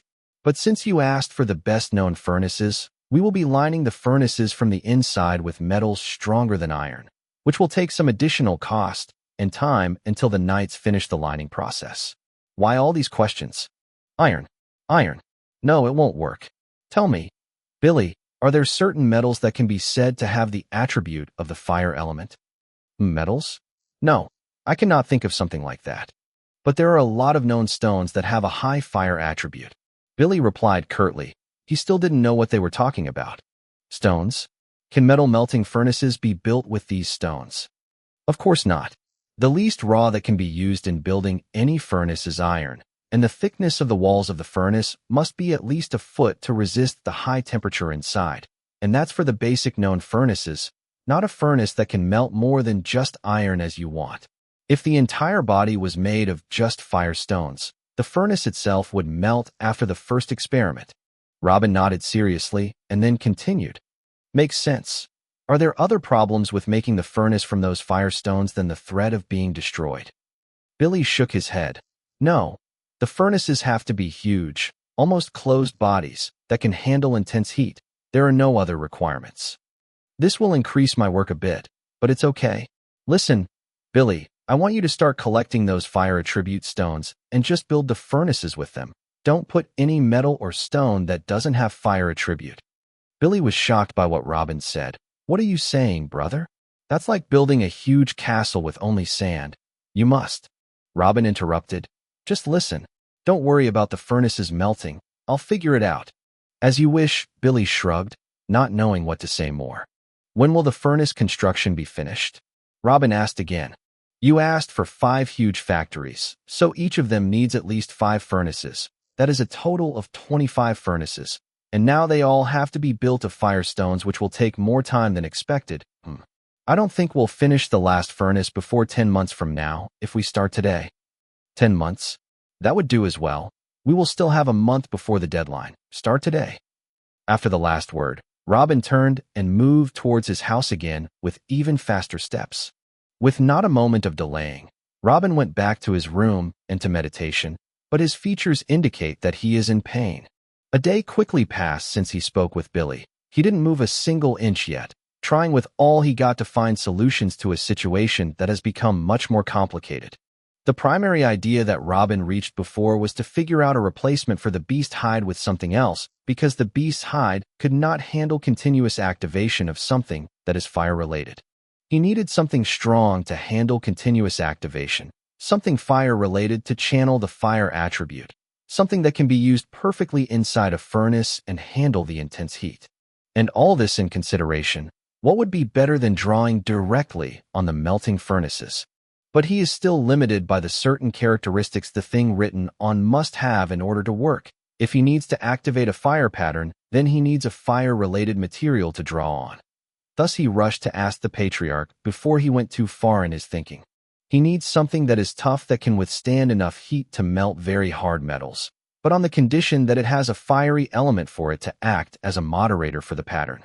But speaking with Billy, it is clear that there isn't any known material that can handle such heat. Fire attribute rocks are still the best choice to receive the pattern and act as a medium, but it didn't end just like that. This raised another problem that must be addressed, a way to protect the rocks from the heat. Simply, he needs to discover a pattern in order to generate intense heat, and then create another pattern to reduce the effect of heat on the fire rocks furnaces. He needs to create something and its nemesis, then make them work together in the same closed environment. After 2 more days, he finally moved to his disk and began drawing a pattern for heat generation. A week passed in the blink of an eye, then the second, the third. This was Robin's biggest pattern to date. The pattern was too large for one scroll. After a few failed attempts to squeeze it in one scroll, in the end, he placed 6 scrolls next to each other so that he could barely make out the outlines. The 4th week, the 5th week, the 7th. Finally, after 2 full months of trying to perfect the pattern, and after Robin destroyed countless scrolls, the final form of the heat generation pattern finally took shape. On this day, Robin came out of his room with long, untrimmed hair and an incomplete beard that has a few hairless spots. Robin's new body now is about 15.5 years old. He is a teenager all over again. He already gained a few inches since his resurrection and is already as the same height as Mila. His voice thickened, and his facial features are becoming more manly with every passing day. He would actually feel embarrassed seeing himself going through this again if not for the fact that he is too busy to notice. He will keep this process of normal aging until he reaches adulthood, then the body will begin to devour cultivation energy partially instead of just life force, which will slow down the aging process. Zara was sitting in meditating position at this moment. The past 3 months have been extremely busy for her, but also extremely beneficial. She has been very busy making new talismans and pills daily, but not even close to as pressed as before. Now she doesn't have a certain quota she needs to meet like before when she had to prepare the monthly talismans for the Bradleys and the Burtons. Now whatever she makes goes to the auction house to be sold. So even if she made one talisman daily, it would be all good. That, and as she gets stronger, her soul power strengthens as well, and the number of daily talismans she can make with the same effort would only increase. She still worked hard to make more money for her new dad, but at the same time, she now had time to play with her new friends and cultivate in peace. During the last 2 months, she reached the 8th level of energy cultivation and started laying the foundation toward the next level. But at this moment, as she was cultivating, as usual, she was surprised as she heard the sound of steps coming her way, and shortly after, Robin appeared coming towards her with messy hair and red eyes. But before you could ask him what's going on, he spoke first. Take those. These 6 scrolls are one big pattern that will be used to draw on a large project soon, and it will have to be done from the first try without any mistakes. Go to Billy too and tell him not to send the finished furnaces to the factories. There are many adjustments to be made on them. They should not leave Jura City before I give the order for them to leave. Yes. Zara nodded straight away. Chapter 112. After the brief conversation between Robin and Zara, she ran to find Billy to tell him the new orders. While Robin rushed back to his room again to finish what he has to do, the heat generation pattern may have finally taken shape, but the job of operating the furnaces is still far from over. What is finished was just a single part of the final picture. For example, the heat generation pattern is available now, and Zara will begin to practice drawing it on papers and hides of different attribute beasts with ordinary ink to raise her success rate, and do not mess up when she draws it on the furnaces. But when the moment of actual execution comes, how would she draw it on the fire stones? What she will be drawing it with? What would be used to activate the pattern? And how is the pattern will be hidden after it is finished to prevent the spies from seeing it? These questions were previously answered in the ordinary talismans, but writing on hides is not the same as writing on stones, and hiding patterns inside stones is definitely not the same as hiding them inside beast hides. Although he would have to invent everything from scratch again, it was easier for him this time because he had a strong base of researching in this field from before, or that was what he initially thought at least. It actually took him much longer than expected to get 2 aspects of them done. The hides suck whatever ink put on them, which make it much easier to deal with. Unlike any stones or metals which require many different ways to get the patterns to merge inside them. Within 3 weeks, he was able to reach special formatting of firestone powder and plant sap that also had fire attributes to be used as ink. This formula will be able to travel further inside the rocks, and even some metals, and have deep connections to it. And was also able to make the seal required to hide the pattern completely inside the rocks. Already 3 months and almost 3 weeks have passed since the start of the race against time seclusion. But he didn't try to take a break. On the same day, he started preparing the 4th section that would be added to the heat generation pattern, the power source seal. Since the beginning of his talisman road, Robin has invented 2 types of seals as sources of power for the patterns. The first one has the ability to store energy inside it, and then activate it all for once, after which it disappears. This type of power seal is not suitable for multiple usages, as in the Talisman of Fire. The second is a higher rank and more difficult to make. It is the source of energy in the Talisman of Sound, which can be activated many times and then return to its original form to prepare to be activated again. But this type can only be activated for a very short period, and then it will have to be left for a while until it is reformed to its original form for it to be used again. It can't be used for a prolonged period inside the furnaces, and it is not suitable for use with a pattern that might cause damage to the hide used as a medium, such as the Talisman of Fire. It also decays with time. After like 100 or so usages, the seal inside the sound talisman will collapse, and the carrier must get himself a new one. These 2 seals won't work this time. Robin needs a seal that can stay active for long periods without the need for a time off, and also needs to withstand pumping a large amount of energy to generate enough heat to melt the tough metals, and at the same time, it must save on the amount of energy it needs. If the seal required a large amount of energy from, say, a saint or even a high-leveled knight, it would nullify the importance of the project as a whole. So in the end, The seal must be able to convert low-level cultivator's energy into the pure energy used by the heat generation pattern, plus it must remain activated all the time without the need for a rest, plus its operating power requirements must be low. And this is difficult. Although the design of the seal is a redesign of the old seals and a correction process only, it still took Robin 5 weeks to complete. In the end, the result was a seal that needed a relatively little, steady amount of energy to stay on all the time. A level 10 cultivator, for example, could keep a melting furnace running for a quarter of a day without problems before needing a break to refill his dried-up energy. But then someone else can take his place and keep providing the seal with its needed energy supply, thus keeping the furnace running all day long. A person below the 10th level can try to operate the furnace, but the period in which he can operate it will be less, of course. For example, a person in the 5th level can operate the furnace for a quarter of an hour.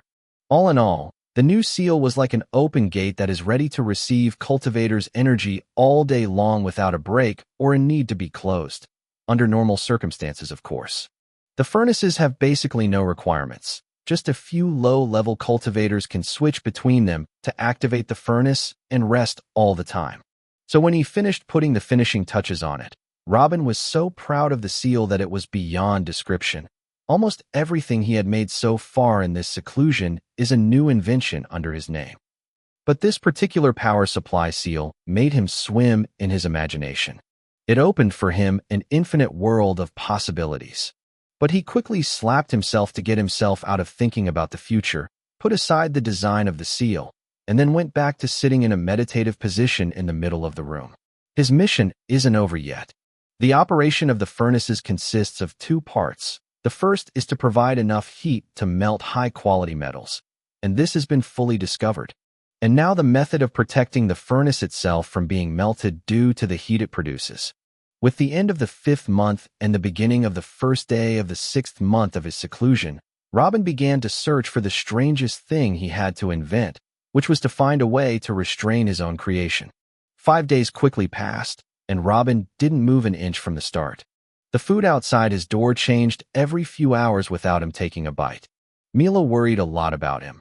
As a level 10 cultivator, Robin could handle himself without food for a few days, but now he did not have to. The 6th day passed. The 7th. Mila's patience was running out, and she was about to knock on the door when Zara caught her hand in midair and begged her not to do it. Finally, on the 8th day, Robin opened his tired eyes and a slight smile appeared on his face. It took him a few minutes until he managed to push his emaciated body to stand, and with difficulty, he took a few steps towards the door, opened it, and found fresh dishes that were still steaming, so he pounced on them in front of the door still, as if he had seen food for the first time in his life. Then he entered and closed his door again. The 2 girls were so excited at the next change of food. At least now they are sure he was okay, but they didn't know that Robin was even happier than they were. The patterns he drew to this day were merely imitations of real patterns in nature. His role was only identifying, researching, cutting out the most useful piece of the original pattern, and putting them on paper. But no matter how many days he squeezed his head, he could not think of a natural pattern that could protect the stones from intense heat without killing the effect of the heat-generating pattern. His final solution was, if there is no such pattern in nature, there is no need to take it from nature. After a few days of meditation, Robin decided to assemble a new pattern from the pieces of different laws he had studied. The new pattern he had to draw was not like any other. He was not just taking a piece of a large 3D pattern and redrawing it on paper to be just 2-dimensional, as usual, but literally creating something that didn't exist before. Chapter 113. Part of the pattern of the major law of fire, with part of the pattern of the major law of darkness, and part of the pattern of the major law of wind, with several small parts of other minor laws to connect them all together.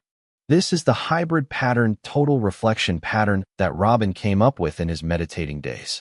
The main idea is that the pattern redirects the heat that falls on the walls of the stone furnace back inside of the furnace. This way there will be no conflict with the heat generation pattern.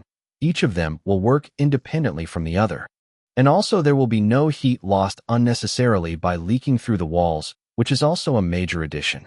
To put it in a simple way, this pattern will keep the walls of the furnace cool at the normal room temperature, while hell burns inside. The basic idea seems feasible, but the implementation was never easy. Robin is trying to connect the pieces of the scattered patterns together by taking the master law of darkness as the main body because of its absorbent and repulsive properties. The process of solving the puzzle to produce a perfect new workable pattern took him 3 months. But in the end, he had what he wanted, the first hybrid pattern he produced in his life. He didn't have to worry about how to hide it in the rocks or how to activate it, because he had already found the method before in the heat generation pattern. It would just require additional energy to activate this one at the same time as the heat generation pattern. Now a level 10 cultivator can only run an improved furnace for 3-4 hours max. But it was necessary and inescapable.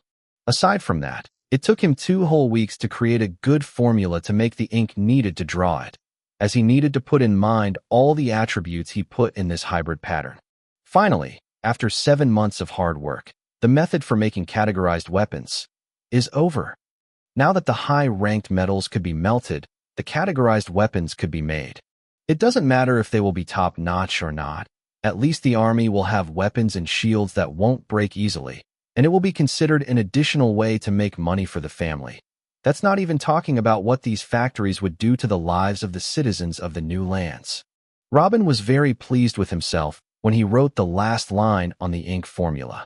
He's taken a big leap in his research, and the whole world will take a big leap forward when the results of this research come to light. He was so pleased that he rewarded himself with an unusual reward. He brought the food that had been left in front of his door and ate normally without haste. Then he went to take a shower and shave his beard. The subject may seem trivial to any common person, but these are really considered luxuries since Robin entered this miserable seclusion. Even sleeping, he does not sleep more than 4 hours a week, which is very apparent if anyone looked at him, as the color around his eyes turned black from the severity of exhaustion. Even as he was trying to slow down and not rush, all these rewards took him about half an hour to finish, and then he went back to what he was doing. When he started this solitude, he had 3 goals. Creating a technique of a secondary law of fire for the new noble families. This was done within the first month. Creating a system to manufacture classified weapons. It took much more than expected, but finally, this was also completed within 7 months. Finding a solution to the problem of potential betrayal. This is its time. The time available is 4 months. It's ironic that Robin ranked his works based on how difficult they were in his opinion. Yet the second hardest problem took 7 months. So what about the third and hardest? How much time would that take him? But that is how it is. He did not choose this time limit. Or it is safe to say that he has already pressed his luck by asking for too much time. If his mission turned into a failure and couldn't complete the last task within the given time, he can only rely on fate and hope for the best. He can theoretically implement what he has now and get the initial plan done, but giving them his work with a 100% chance that at least one of them will hand it to Dolliver? Well, this was not very wise. Finally calming himself down after a panic attack right after he started thinking seriously. Information leakage, eavesdropping, betrayal. All of this stems from the character. What can he do to prevent something like this?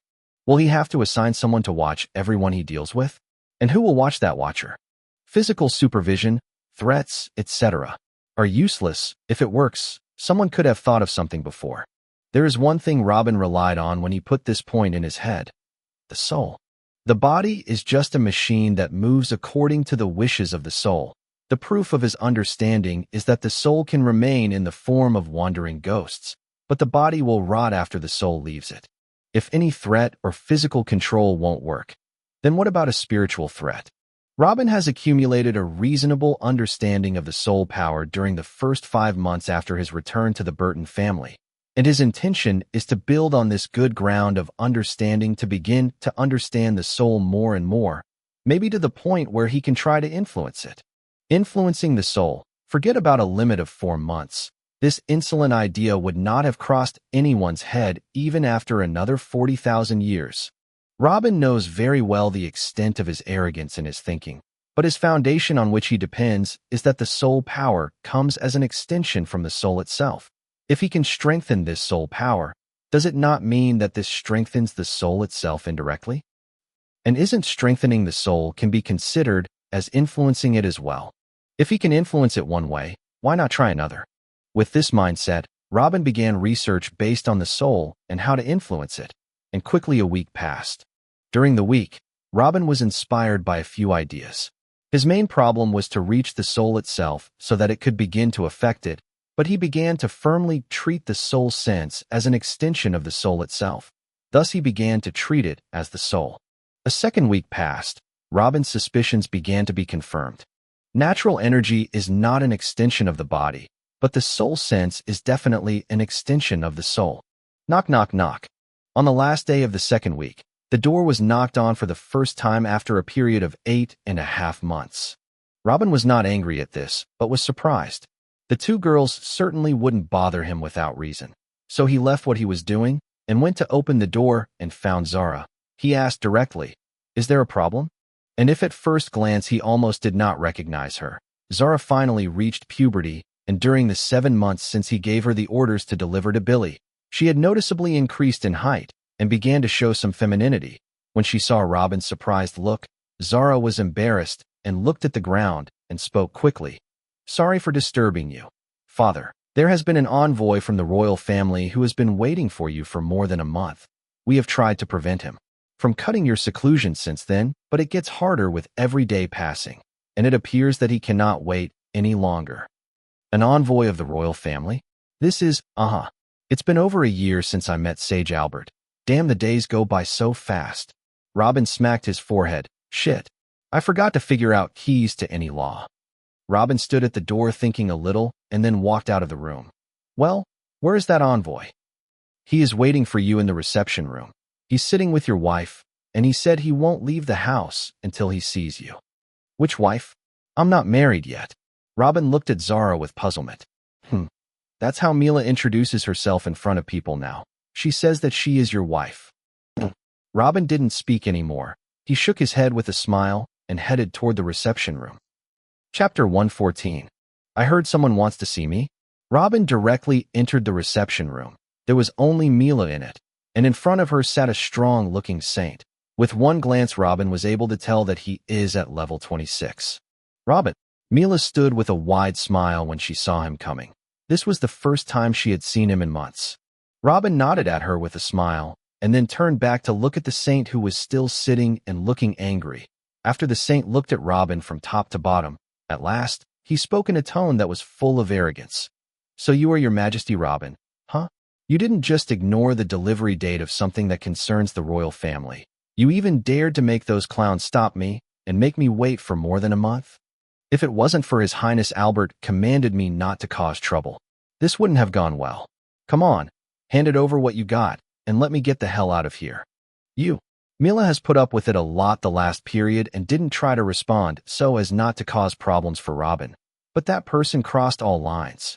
Robin did not reply immediately, but stood in his place looking at the saint as if the words were not directed at him. His attitude infuriated the saint greatly. What are you impudent looking at? Take out whatever scroll you have to hand so I can get out of this swamp. Whatever scroll. When Robin heard that sentence, he was sure of his previous thinking, that the saint had no standing in the royal family and knew nothing about him. Or perhaps Sage Albert did not tell anyone about the issue of law keys in the first place. Robin was on the verge of turning around and going back to where he came from when he glimpsed out of the corner of his eye the sound ring in the saint's hand. Then he finally spoke again. Can I take a look at this ring for a moment? Oh, you can tell that this ring is unique? But, don't waste your time, boy. It's a treasure that you don't even deserve to look at. Look away, or it will be tainted by your eyes. I can't believe you were thinking of touching it. Mila sighed and shook her head.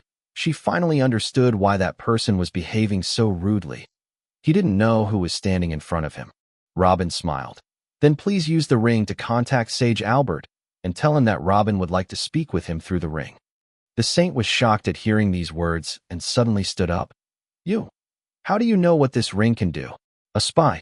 Then he quickly advanced, stretching out his hand, trying to reach Robin's neck. But halfway Mila stood in front of him and released her aura in full. Listen here, you disrespectful thing. I respected you because you are older than me, but if you keep your bullshit, I wouldn't even care that you are from the royal family. Don't even think of leaving this place alive if a hair from Robin got harmed. Robin standing behind her could easily compare the aura of the two of them. And although Mila was a whole level weaker than the other guy, her aura was almost equal to him. If a fight started now, the winner wouldn't be clear. It seems that describing her as the #1 genius of the kingdom did not come out of nowhere when Robin came to this conclusion. A slight whistle escaped his lips. When Mila heard this whistling coming from behind, she didn't know if it was an admiration for her strength or her butt. But in both cases her face turned red and lost the anger that she was showing. She turned her head a little. Would you focus a little? There is a saint who wants to attack you. Haha, he is just a fool. This guy wouldn't dare attack me and go against the orders of His Highness. He just wants to act a little arrogant to make up for the humiliation of waiting during the previous month. Robin laughed. You. The saint was agitated, but he didn't dare to confirm his intention to attack. He really didn't dare. Would you just talk to His Highness? Please don't forget that he sent you to me. I'm not just a random guy from the street who is asking for this. Try. You have nothing to lose. Robin shrugged. Robin's last words made him think a little about the consequences if he were to speak seriously, and also made him smile at the thought that if he was lying and was not standing enough, the sage would give him the green light to punish him. He passed his energy into the seal and began to speak. Your Highness, are you there? Your Highness? Yes, I will speak. I know very well that your time is tight. Your Highness, that boy to whom you sent me to take a scroll from him, he asked to speak to you through the seal. Yes, it is that Robin boy, the little guy who looks like a spy. Please give me the orders to. Yes, yes. He quickly took off the ring, then walked past Mila and gave it to Robin with an angry face. Robin took him with a smile and passed his energy, then spoke directly. Hello, Your Highness. It's been a while since we had a chat. I apologize for making your representative late here. He then heard a voice in his ear that no one else in the room could hear. Haha, it's okay. It's okay. No hard feelings. I know you are a busy man. Have you prepared what we agreed on? Sai, honestly, no. The last period was so stressful, and I completely forgot about preparing it. Robin, that was not our agreement. The voice became visibly stern. Robin rubbed his forehead for a couple of seconds and then replied, I have 2 solutions available at the moment. One is to give me an extra few months, and during that time I'll be able to discover a key to a minor heavenly law technique. Or I can hand you a whole minor heavenly law technique right now, which is as powerful as the Fire Shard's minor law technique. A little stronger, actually. It was not easy for me to make it. I was saving it to my Burton family and was going to distribute it to our new nobles to tie them with the family. I'm sure you know how it is. This is why if you choose this choice, please note that this minor heavenly law technique won't be exclusive to the royal family. What do you think? Those around Robin heard nothing from Sage Albert, but they sure heard every word Robin said clearly. Especially the saint from the royal family opened his eyes to the full of them after what he heard. Complete minor heavenly law technique as powerful as the fire shards. What was he talking about?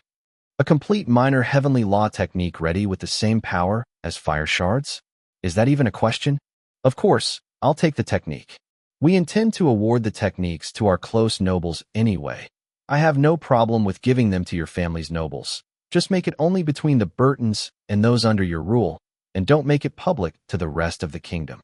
The enthusiasm was evident in the sage's voice. This is much better than handing over mere keys. King Philip has not yet completed writing the first technique. He got its keys 13 months ago, and he would not be a surprise if he took another year or so to complete it. Robin severely underestimated the time needed to translate the keys to techniques, as the king have to go through those keys and get some level of understanding of the minor law himself before trying to write the technique. And the technique Robin chose to give him was not an easy one at all.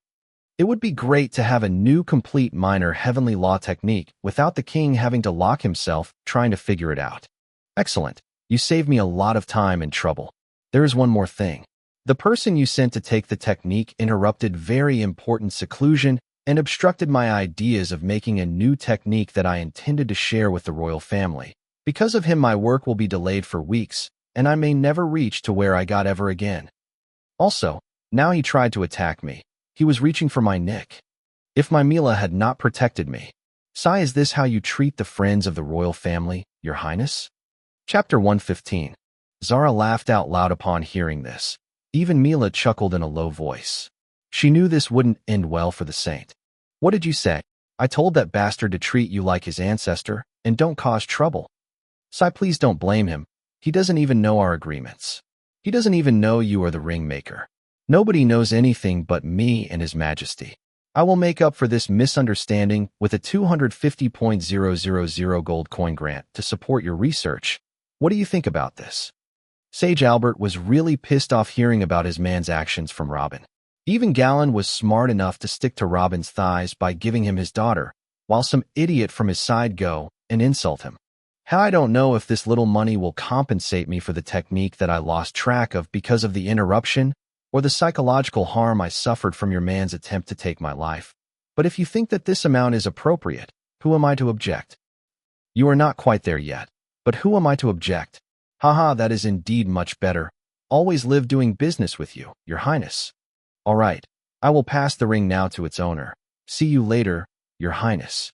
When Robin finished his last words, he threw the ring at the saint, who was still standing in amazement. His Highness wants to speak with you. The saint picked up the ring, sweating heavily, and quickly passed on his energy. How can I serve you, Your Highness? I was just... Yes, I know that. Yes, Your Highness. I surely will. He didn't finish his last word until he suddenly fell silent. His face appeared as if Sage Albert had told him that his mother had died. But he didn't stay there long, but came forward and gave a complete bow to Robin.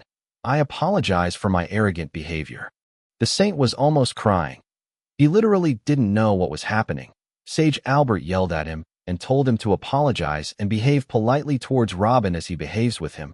He didn't give an explanation or anything. He left the saint to his imagination. Robin looked at him with a look full of pity. He wasn't angry with this guy. What Sage Albert will do to him when he gets back is enough. Even if the sage doesn't punish him, it's enough that live with the memory that he forced the royal family to pay a large sum of gold coins because of his actions. Robin then nodded and spoke. Wait here. In half an hour, I will make a copy of what you want. If you don't mind waiting for me again, of course. Ahaha. Please go ahead. How can this little one mind? Please be careful on your way back to your room. The saint's transformation shocked the three. Zara couldn't hold herself and laughed so loudly that the saint felt like he wanted to kill himself. Robin didn't bother with him any longer and then looked at Mila. Can you call Billy for me, please? I wanted to tell him something in the incoming weeks anyway. It is a good time now that I already broke my seclusion. Mila nodded. No problem, and vanished. Then Robin turned and went back to his room to make a copy of the technique, leaving the saint who is still processing why the famous Lady Mila was taking orders from this boy. Half an hour passed quickly. Robin returned to the reception room hugging quite a few scrolls and books and found the same three individuals waiting for him, plus a new one. Billy. Haha, you finally showed your face, Sleeping Beauty? Billy laughed out loud when Robin was coming and cuddling the scrolls. Tisk, his supremacy there, the handsome prince, is the one who woke me up against my will. Let me take care of him first, then we will talk about our affairs, Robin replied sarcastically. But the handsome prince definitely did not like the sarcasm. He just stood politely while moving his eyes strangely between the two. Billy raised his shoulder. It's okay, do your thing. Robin threw everything he was hugging on the floor, then picked up one of them and passed it to the saint of the royal family. That's what you are here for. After you take it from my hand, you only leave it again in the hands of His Highness Sage Albert. Do you understand? Yes, of course I understand. The saint held the scroll with both hands. Of course, he knew how valuable this scroll is. He has his own assumptions after Robin's responses to the sage, but whatever was in it, it definitely was anything but common, since it made even Sage Albert act like this. I'm sure you brought 500,000 gold coins with you? Robin asked. The saint nodded. They are in my carriage. I was told to give them to you after receiving the scroll. I will fetch them at once. The saint spoke quickly and turned around to move. Wait. Led you carriage towards the patriarch's office and hand it to him. He will know what to do with it. Also, when Sage Albert sends the compensation for your offense to me, hand it to the patriarch as well, or to that guy. Billy, you should remember his ugly face. Robin pointed at Billy, then continued. If it is not you who will come again with the compensation, then tell the next person to do it. Please don't take me out of my seclusion again. If someone else came and demanded to see me again, I will complain to the sage about you again. When the saint heard that the royal family would pay compensation for his actions, a shiver ran through his body. The sage would certainly not let what happened today pass. Yes, I will do that. Is there anything else you want? The saint restrained himself and asked. Nothing. Stay safe on your journey back. Robin gave a big smile and pointed towards the door. The saint almost passed out. Today was one of the most humiliating days of his life. But he decided not to make matters worse, so he nodded in the direction of Robin and walked out silently. After the saint left, Robin rubbed his chin for a few seconds, then spoke. Talking in the ring in front of others is quite awkward. Some changes need to be made. After he walked out, Billy shook his head with a laugh. What are you on about? I don't know what happened before I came here, but watching your way of treating that man was hurtful. At least respect his age, you rude bastard. Just because someone came out from his mother's womb before me, it doesn't mean that I have to respect him. Respect is earned. Whatever, let's get to the point. Is there anything I should know about the situation in the new lands? How many of our kin died so far? Are the factories built yet? Robin found himself a chair in front of Billy. The situation is not very good.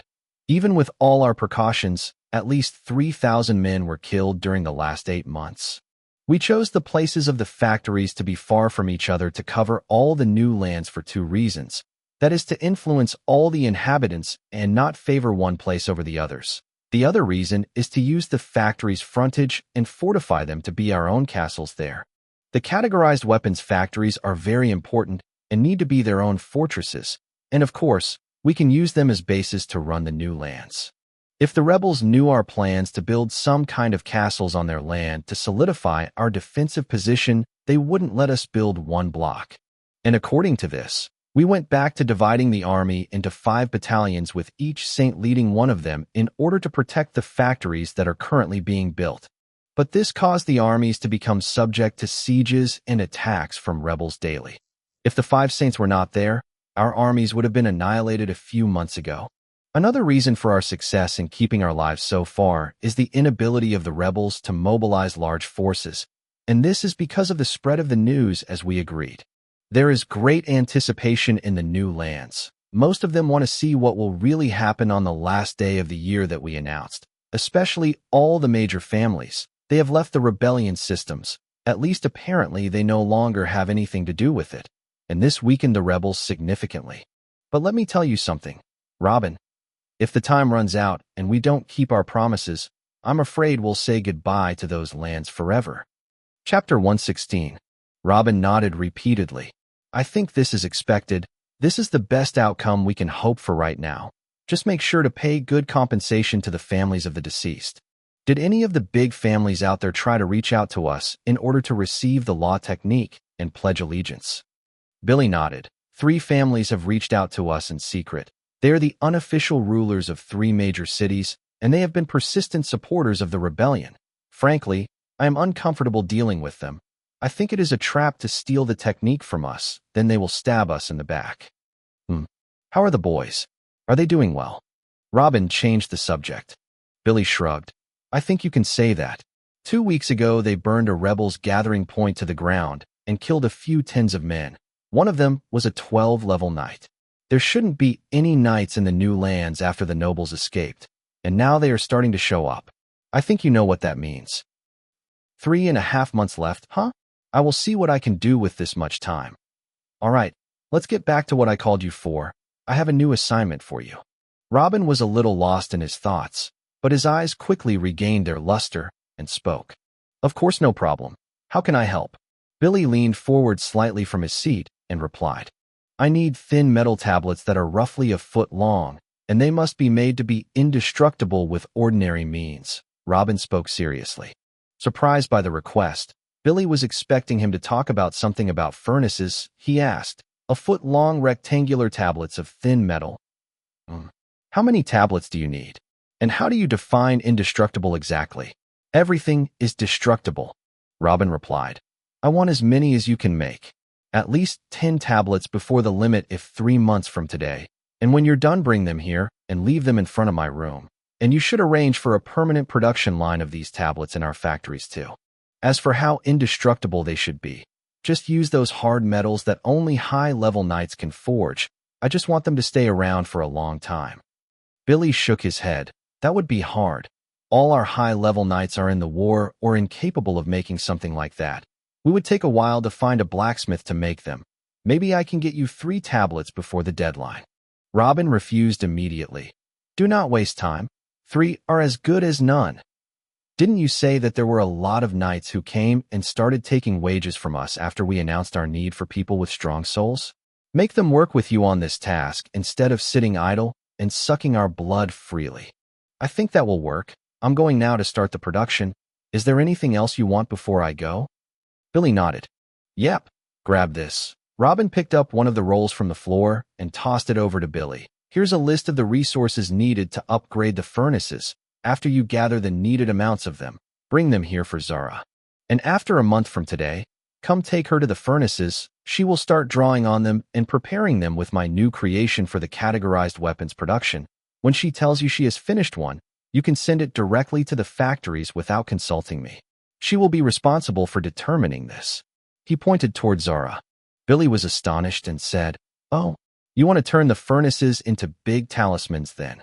I'm looking forward to what they can do. Naming the furnaces after their modification as talismans don't seem right at all. And I can't say that I will draw patterns because there are also seals that will be drawn and other things may be added in the future. I will think of another name for the same method of drawing later. Reuben scratched his head as he spoke. The thought of naming something huge as a talisman seemed strange. Ha ha, I didn't understand a word of that, but good luck with the naming. Bailey nodded.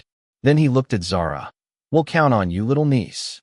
Then he disappeared silently from the room. After Billy was gone, Robin went back to the stack of rolls and took 3 rolls from it, containing the power source seal, the one with total reflection pattern, and the concealment seal that will hide everything inside the stone. Then passed them to Zara. You must have memorized how to draw the heat generation pattern by now. Practice on those 3 for the next month. The heat generation pattern will be drawn on the outside of the furnace, and the total reflection pattern will be drawn on the inside. The power source seal and the concealment seal will be used with both. Just the ink will be changed between the 2 patterns. After the training month is over, use the resources that Billy will bring you and modify the furnaces. I will depend on you for everything. Do you feel capable of that? Yes. Zara nodded vigorously. This was her first time taking on an entire project from the start, and without seeing Robin make something like it first. That was a huge upgrade for her. Ha, good. Robin laughed and rubbed her head. Then we turned toward Mila and threw 2 booklets and a scroll toward her, and said, You seem to be free these days. Make copies of the 3 of them. The 2 booklets have to do with spiritual strength training, and the scroll has a fire minor law technique. Don't let any creature other than you and Zara see them. If you do well, I will consider giving a copy to your family. Mila was shocked. She didn't even know how valuable whatever that was in it, but was content that Robin had chosen her to make copies of something that he considered a secret, so she smiled and nodded straight away. Robin then looked back at Zara. After completing the exercises for the month, take a copy of the 2 booklets from Mila. It will help you a lot in completing the drawing of the furnaces quickly, especially the soul replenishing technique. There is no need for me to teach it to you. You are smart. When you read them, you will understand everything on your own. Is everything clear to you too? The 2 girls nodded immediately. Good. See you in a few months. Then he turned Robin and went back to where he came from. Phew. Robin took a deep breath and then let it out slowly. It's time for the real test.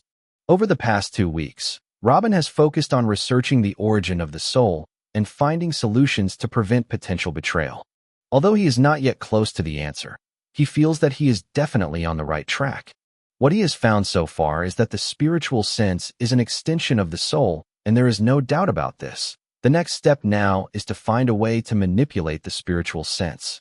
And in this same line of thinking, Robin continued his research. 2 weeks passed, 3 weeks. The research was progressing more smoothly than Robin had expected, perhaps because he had spent so much time researching soul matters earlier.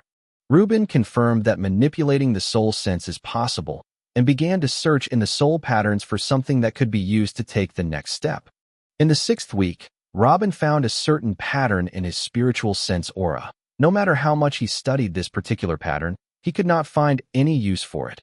It is like the pattern was just there sitting idly with nothing to do.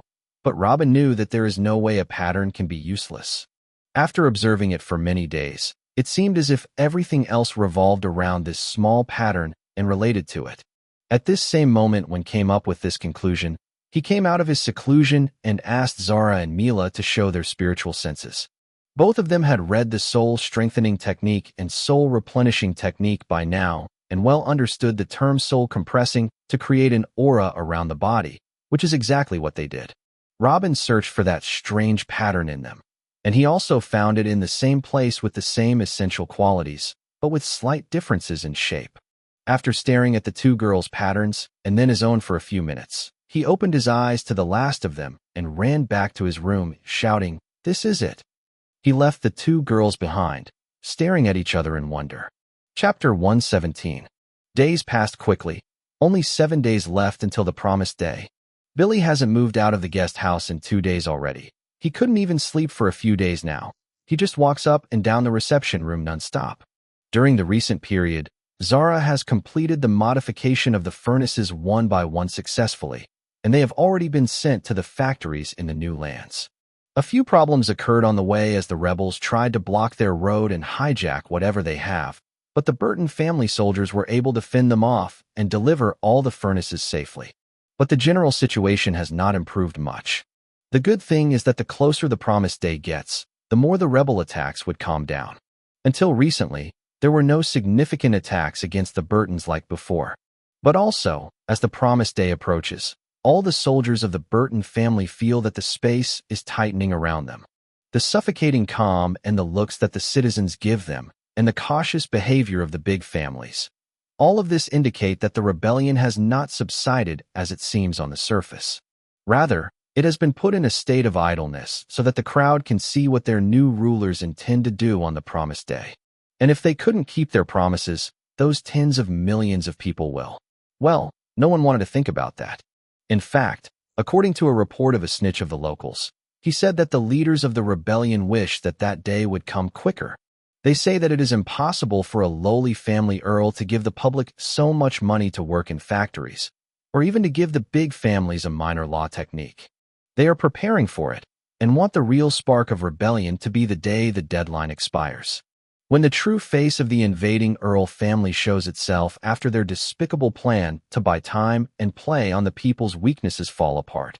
They wish for the moment when an official from the Burton family comes out and says that there have been problems and that they are asking for another period of time to do more preparations. The furnaces are in the factories, and Mila has made several copies of the minor fire law technique that Robin created. Almost everything is ready, except for one thing: Robin's orders. All of this was his plans and his creations. They can't do something without consulting him. At the last possible minute at least, they wouldn't take a step without orders, nor Billy would force Robin to leave his seclusion to give it. The Burton family's army in the new lands raised their alert levels to the max. The Five Saints issued orders for every soldier or knight out there to return and get ready for the storm, and took the 5 major factories as defensive centers. During the past year, General Edward completed the training of the new army of 50,000 soldiers. Although armed with rusty iron weapons, it was still a standard trained army. And now they are all in a position of high alert at the border between the Duchy of Alton and the Duchy of Evern, ready to join the battles if Robin didn't give the green light before the time is up. The only thing that didn't stop Billy from sending in the army yet was that a week ago Robin opened the door to his room, took the metal tablets that were in front of his door, and closed again silently.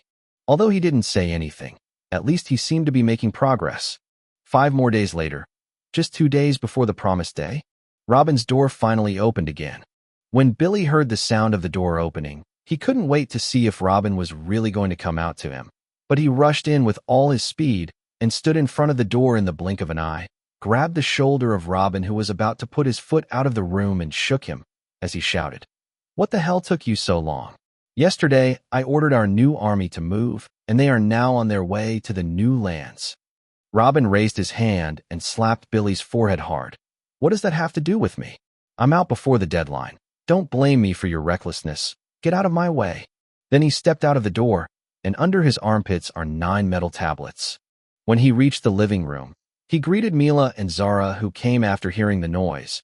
then asked Zara to prepare something warm to drink, after which he put the 9 plates next to a chair and sat waiting for Zara with a smile, leaving Billy, who was still standing glued to him and looking at him in like a hawk, waiting.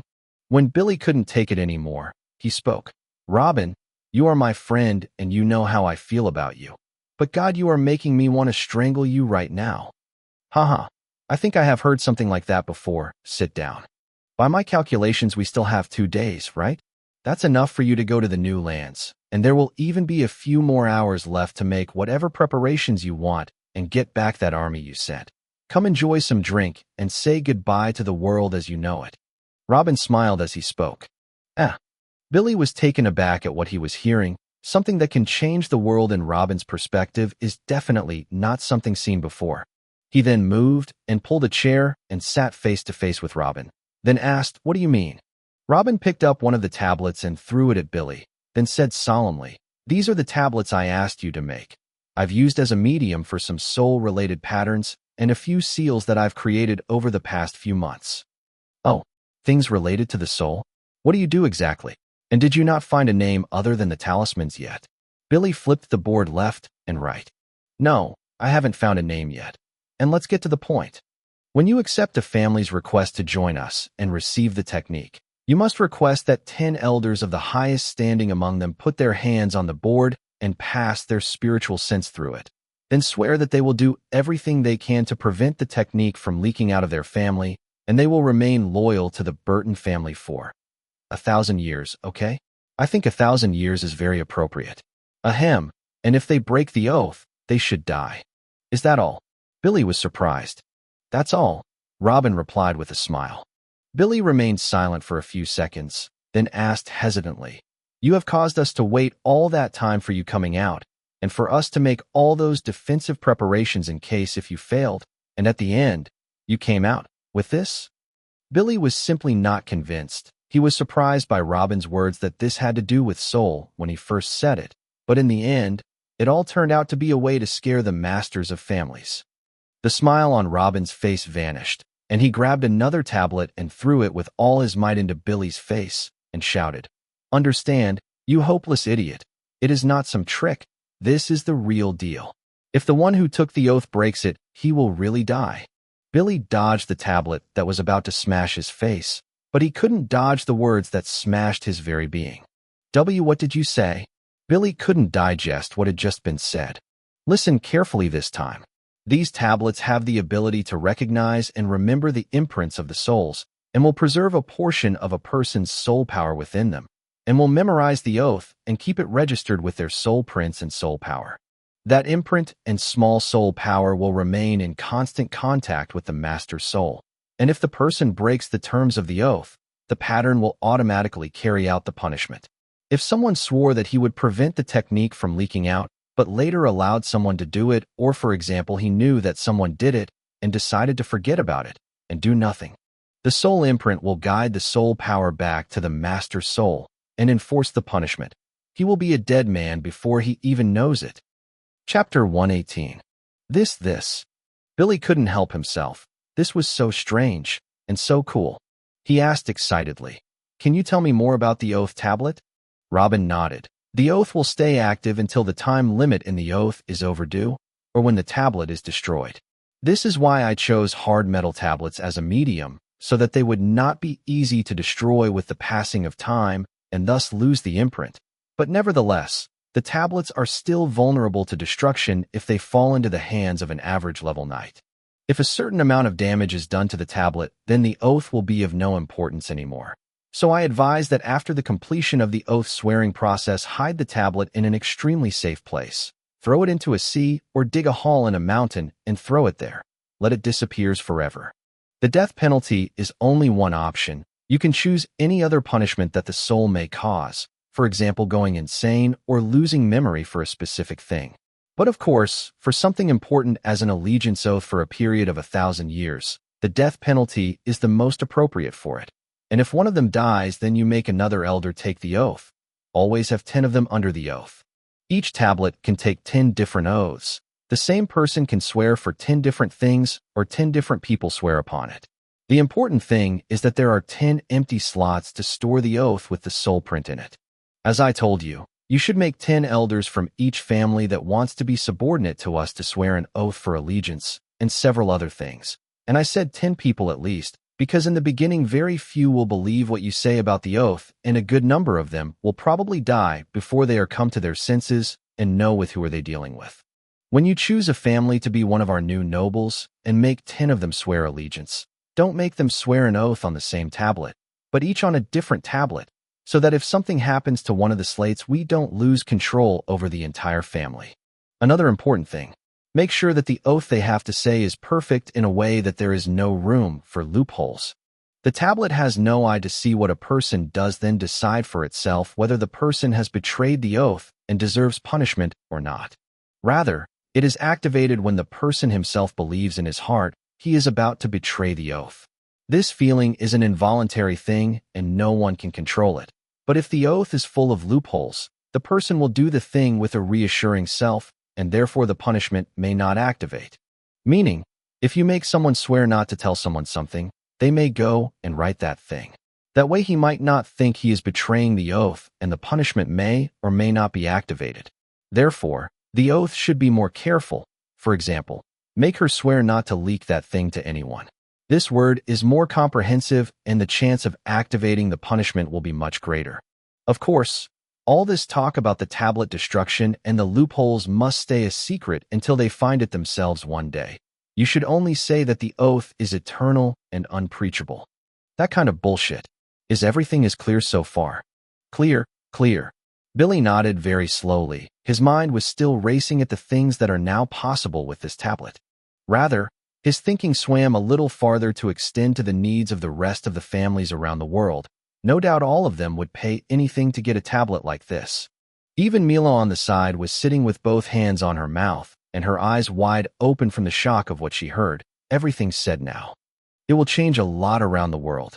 Leaving aside all of Robin's other innovations, the Oath tablet alone could make the Burton family one of the richest in the world. When Robin found Billy absent-minded and his mouth started to run dry from drooling as he chuckled as if he was dreaming, Robin got up from a seat, took 2 steps, and then with a slap, he smacked him at the back of the head. "Where did you go? Clown, come back to reality." Ouch! Billy quickly wiped his mouth and looked at Robin with furrowed eyebrows. Robin chuckled at the scene, then went back to his seat and asked, "What's up with the 3 boys? Anything new? Tisk, I know I'm a few months younger than you, but at least respect the fact that I'm a saint now." "Never mind. The 3 of them broke into the knighthood together 2 months ago. Their abilities took a huge leap in every aspect. The reports say that they dueled with knights of the 14th level and were not defeated by them. What little monsters you trained for us, Robin." Uncle David says that after their breakthrough, he had the whole army on the defense, except for those 3. You wanted to train them there, so the saints there are treating them differently in this matter for you. They would go out every day to find and exterminate the rebellion gathering spots. Most of the time these operations are done secretly between Peon and Theo, but when the rebel gathering is more than a certain number, the loud boy would join them in the party and have the barbecue begins, while Peon fanning the flames. Literally. Haha, I would pay to see that. What I'm trying to say is that they are the spearheads for us there. They even killed 3 enemy knights so far in their raids, and their respect among the army reached heights that can only be compared to saints. Robin nodded with a smile. Everything is going well and according to his plan for them so far. Billy continued, "Robin, can't you train others like the 3 of them? If you have the ability, it would be a shame if you don't. If we had a bunch of knights this strong, what would we be afraid of?" "I've been thinking about it for a while already, but I was afraid that my law techniques would leak. I took that risk with Peon and Theo because I had no other choice, but I honestly was nervous as hell doing so. I was even planning to make a few more little generals like the 3, but I didn't want to take that risk again. And I also got interrupted repeatedly because I had to make the talismans for the Bradleys and everything that followed. But I think the Oath tablets will make everything easier from now on. I will give it more thoughts." Robin nodded repeatedly. Then he remembered something and raised his head to look at Billy strangely. "What are you still doing here? Go to the new lands and do your thing." "Haha, okay. Billy laughed loudly, then stood up and walked over to the tablets. picked up the 9 of them from the floor, and was about to leave. Then Robin shouted, "Wait! Why are you taking the 9 tablets? How many families have reached out to us so far and are fit enough to receive the technique?"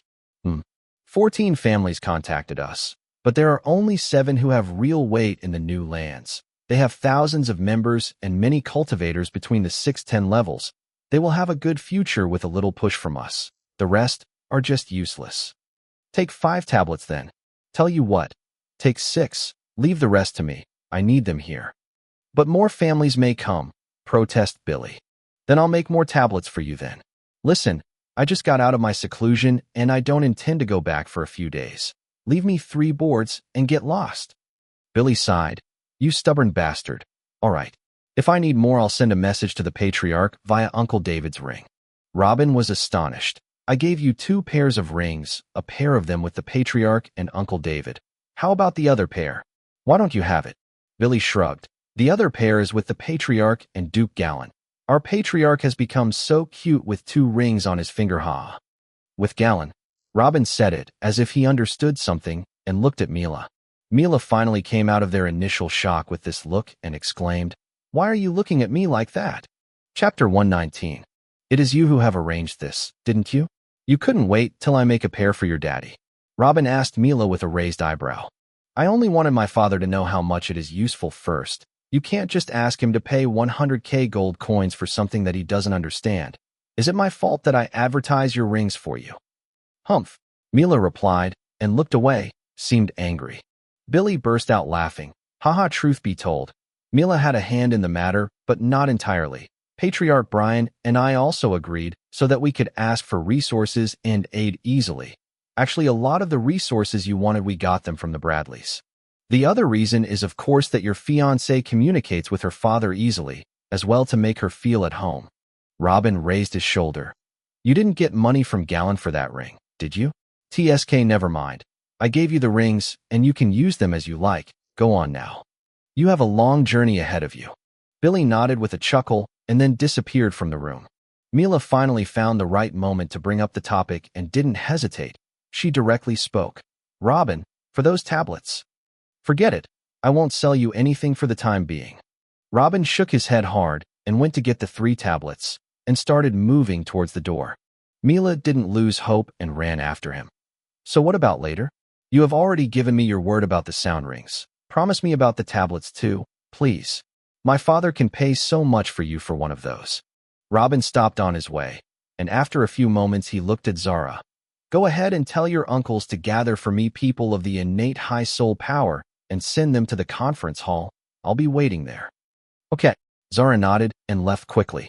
As for Robin, he sat down and looked at Mila up and down with a sly smile after they were alone.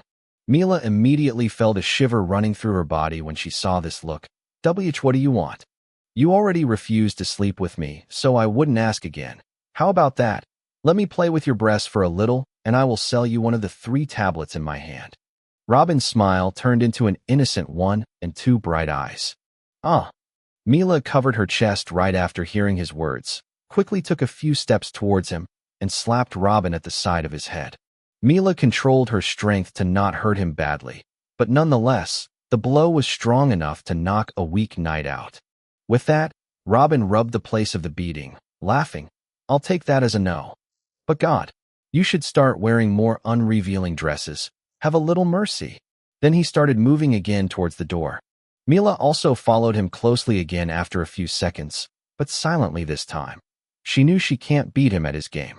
2 minutes later, the 2 of them arrived at the conference hall inside the administrative area. Every big discussion that might change the course of the family would only take place here. It's a classified, almost sacred place that only the patriarch can arrange for its meetings. But still, Robin decided to use it in a whim and just walked right to it. Robin greeted the guards with a smile and entered directly without anyone trying to stop him. The hall was completely empty, with only a large oval table in the middle. Robin quietly walked over and sat on the chair at the head of the table. Mila also brought a chair and sat right next to him at the head of the table, which made Robin laugh out loud. Within a few minutes, people of different ages began to arrive at the conference chamber one by one. Everyone who entered saw Robin and the beautiful lady sitting next to him quietly. and they all thought that they are like him and were summoned here, but they arrived before him. Some of them, after arriving, found a chair for themselves and simply sat down. Some of them decided to stand on the side, closing their eyes. Some of the more social ones started little chats here and there. And some of them even wanted to remove Robin from the main seat and sit in his place. But Mila's oppressive force made the words stuck in their throats. Within an hour, the total number of attendees reached 54 people. Some of them were young men who had not yet reached the knighthood, and some of them were old knights that seemed they would die there and then. In fact, this was their first gathering. They all came because of the announcements, but when they arrived and found out that there is nothing to do, they just sat in their assigned houses. And day after day, they began to deal with those around them as new citizens in the city of Jura. The wages, information, and their other needs were delivered directly between them and the Burton family. So there was no real official socializing between the candidates unless it was by chance, until today. After another half hour, 2 more people arrived, and with them a strong knight. He nodded at Robin with a smile and said, 56 candidates. They are all here now as you asked, Robin. I will be out of the conference hall. In case you need me, just call my name. Then he went out and closed the door behind him, leaving the hall surrounded by a stifling atmosphere. Everyone was looking at Robin strangely. Of course, they have all heard of the name Robin, who is held in high esteem by the people of this city for some reason. The puppet that Lady Mila Bradley chose to control the Burton family through, but it was the first time they saw him. But even if he has a high standing, what gave him the right to gather them and sit at the head of the table in such a way? They were all Jeanses and knights, and he is a freaking puppet. Is the patriarch of this family looking down at them to such a degree? Furthermore, if this is Robin, then that strong woman sitting next to him is Lady Mila.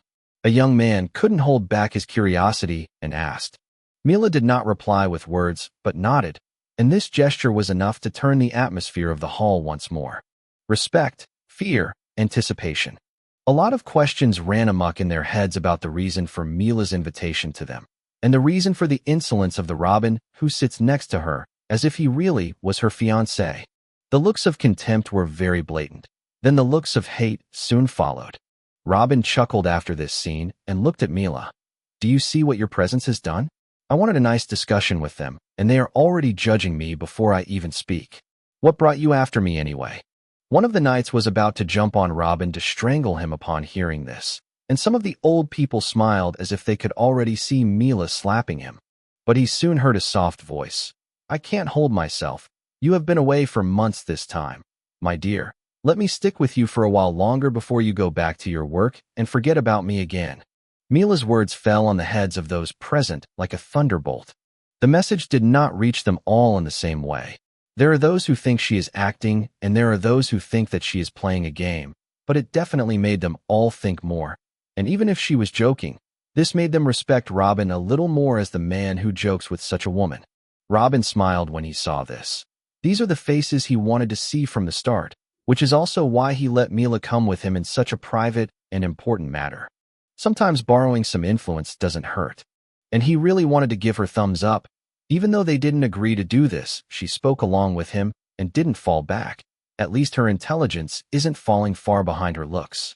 Robin chucked at her reply and shook his head, then turned to face the 56 men and women who were staring at him.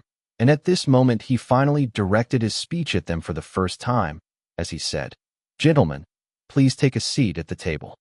We have a long day ahead of us. Chapter 120. The candidates looked at each other, and then the people standing at the side began to come and sit at the table as well, one by one, until none of them was left standing or chatting between themselves. Robin quickly found himself in front of 56 people of different ages and genders, and all of them were looking at him in different ways. After the last of them sat down, one of the elderly knights took the lead and spoke. Robin Burton. I have heard that name a lot during my time here. They say you the wise teacher or something like that. I didn't, and still don't quite understand that. But you seem to be an interesting character. May I ask why you have requested our presence here in such a hurry? Robin smiled a big smile. I hope you are not used to getting paid without doing anything after so much time. You are not paid because your presence honors the city or something. You guys didn't forget that you are here to work for the Burton family, right? The slight smile on the elderly man's face disappeared and replied, Of course, We haven't forgotten. Is this why we are here? We will know why we are here today. Then why are you here too? Why didn't the patriarch of the Burtons come? The other candidates started nodding. All of them came from different families, backgrounds, and powers. Dealing with them and controlling them all at once requires a strong man to take responsibility. Why did this Robin person gather them? They have accepted this elderly to be their temporary unofficial leader because of his standing in this situation, which represents them all. Except for one of them who yelled, "What are you talking about? Uncle Robin has a huge standing in our family, and Patriarch Brian has said a few times that Uncle Robin's presence is equal to the patriarch's, and even more. I hope everyone restrains themselves more in front of the family figures that pay your wages." This was Anthony Burton, in his 20s, a level 9 energy foundation cultivator, and the only young man in the family other than Robin who had a soul stronger than average. But unfortunately, his words were not taken seriously. The candidates looked at him with disgust, and some even with arrogance. It is clear that this guy is some fanboy who got planted between them to boost Robin's standing. Whatever standing Robin has in the family, how could it be like that of the patriarchs? That old elderly who had spoken previously replied again. The enthusiasm of the youth is lovely, but how can we take your word for it? If this man is equal to the patriarch, then have your patriarch come and say that himself. Then we will listen to him. I'm afraid I will still have to insist on the patriarch coming to tell us what we have to do, and at this point he couldn't add a word. An enormous pressure fell on his head. It was too strong that he felt his entire life is passing right in front of his eyes. All the candidates felt the pressure that was fixed on the elderly man. He is the strongest of them, and he looked like he is about to pass out. If the same pressure was focused on the weaker ones between them, it would undoubtedly kill them. There is only one person in the room who can generate pressure like this, and they all looked at her fearfully. After a few seconds, they heard a laugh. Then Robin spoke. "Enough, Mila. Their concerns are legitimate." I was about to reply to him. "Why did you do that? There's no need to frighten them all, or they wouldn't like us any longer. You should have said that earlier." They all thought the same. Robin let Mila take down the elder for long enough before he reacted. How could this guy say that with a straight face? Doesn't he know any shame? With a humph, Mila deprecated the pressure, allowing the elder to breathe again, then added without looking at him. "When Robin speaks, you listen. He represents not only the Burtons, but the Bradleys as well. I advise you to humble yourselves from now on." When Robin heard this, he chuckled in a low voice and didn't say anything. But the words had entirely another form of impact on the rest. That was a dangerous statement. But if there is one person who can rightfully make this claim, is the daughter of Duke Galen Bradley and the wife-in-law to the Burtons. No one said another word.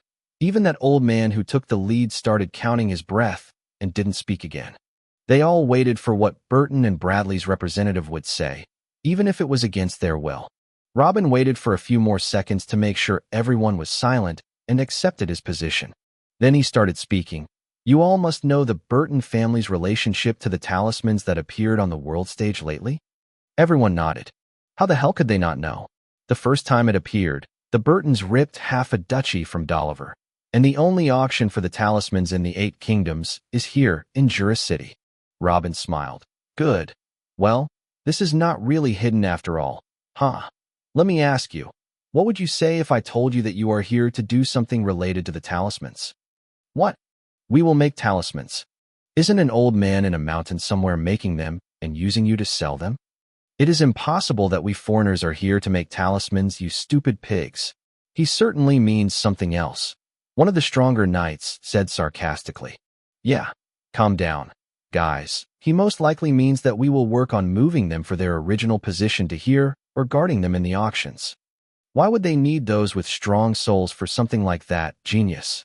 "Robin, please elaborate." Robin's words did not go unnoticed. He finally sparkled their interest.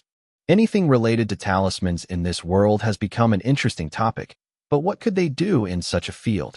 Robin shook his head. "I won't talk more about it until you are formally accepted. There is a condition you must fulfill in order to start working with us."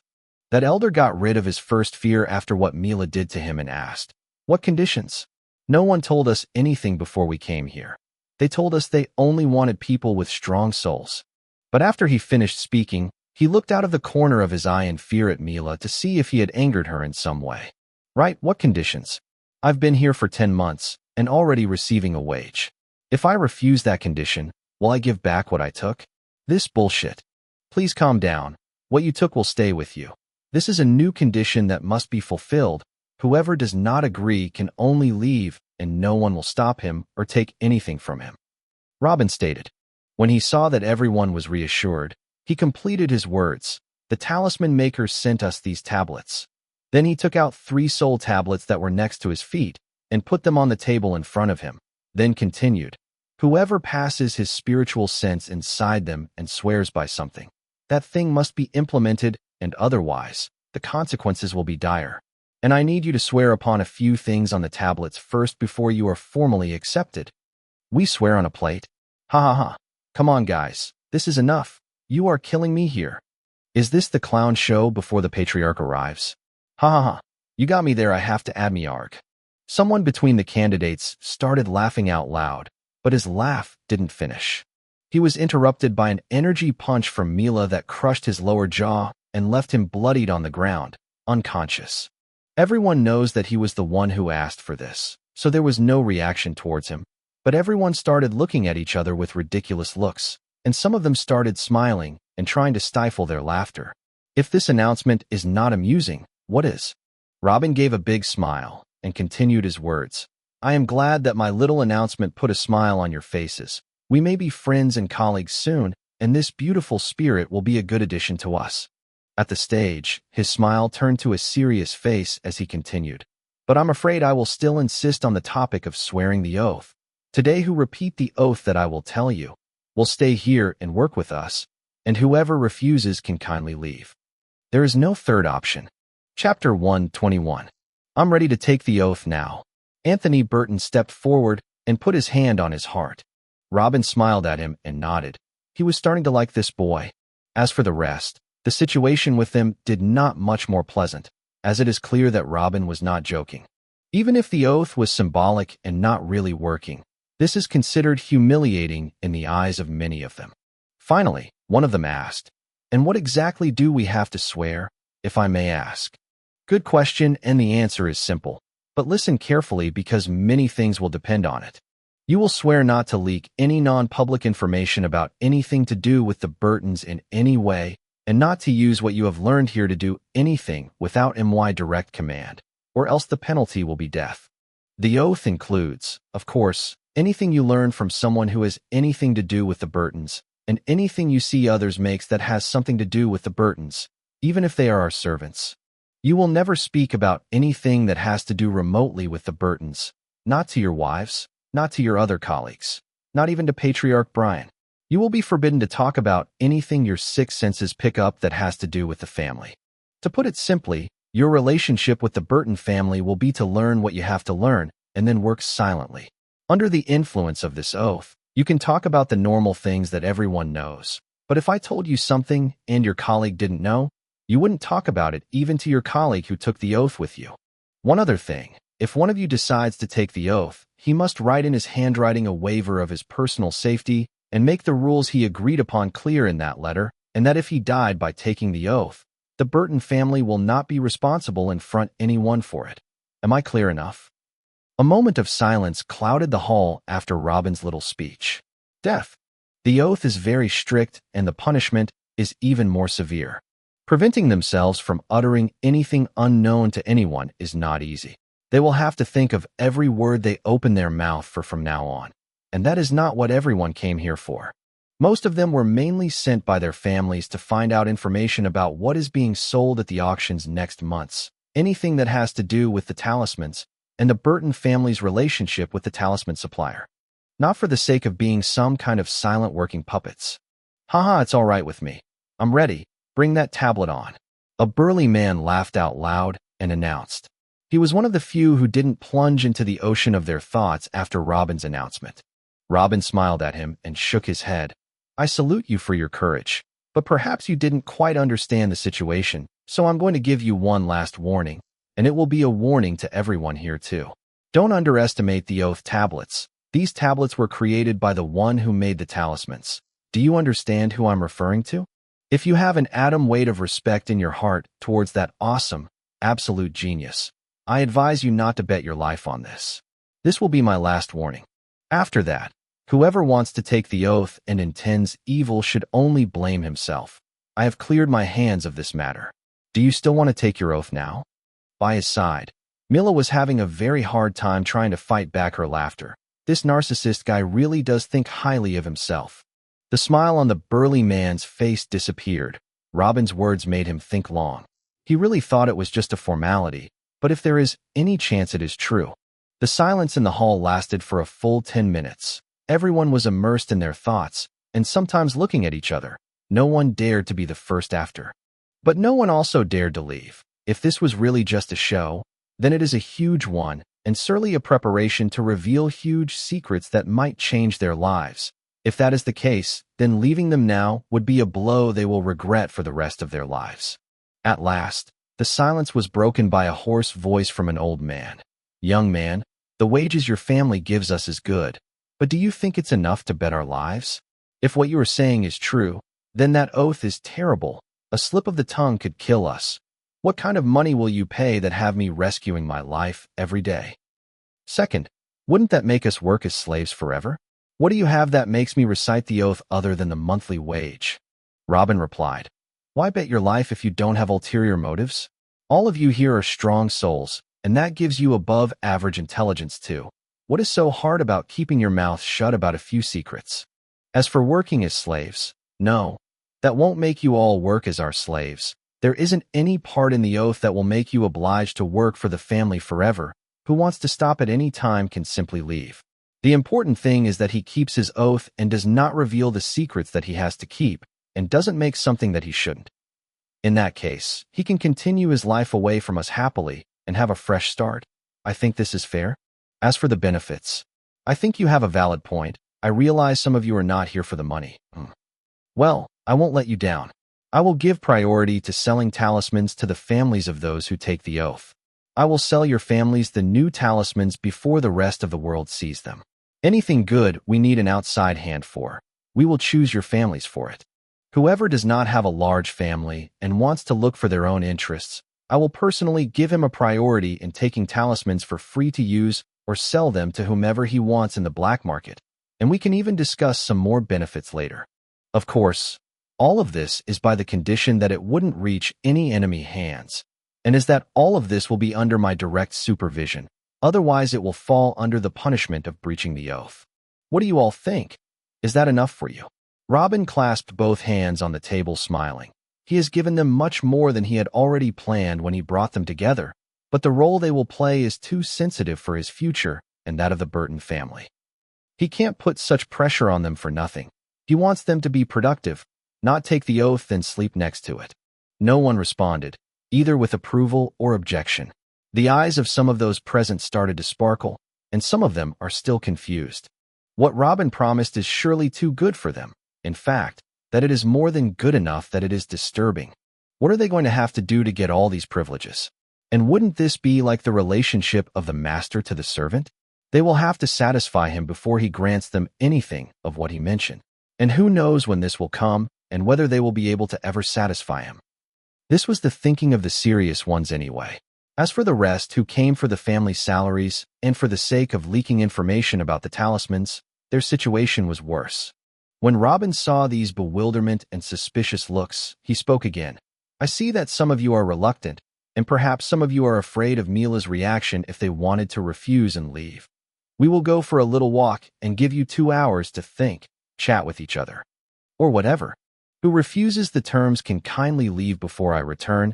You can pack your bags and take whatever wages you got and leave the city with no hard feelings. But when I return, I expect to find only those who are willing to swear the oath.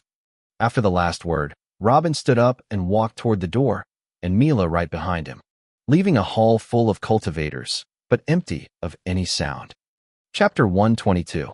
After Robin and Mila left the hall, the two headed towards the guest house again to pick up Zara, and then the three moved towards the place Robin had been yearning to visit for the past year, Uncle Tim's restaurant. So after getting Zara, he hurried towards the restaurant, a good way to spend the 2 hours he gave the candidates, a good celebration for what he had to go through this year.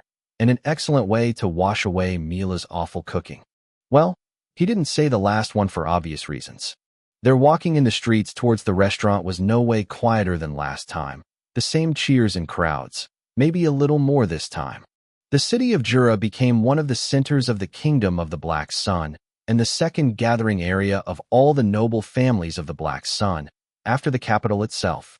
All noble families, whether large or small, had permanent representatives here, which gave the city a formal diplomatic appearance that it was missing earlier. It turned from a random city into a second unofficial capital in less than a year. Also, apart from participating in auctions, these rich representatives buy all their day-to-day supplies from Jura City.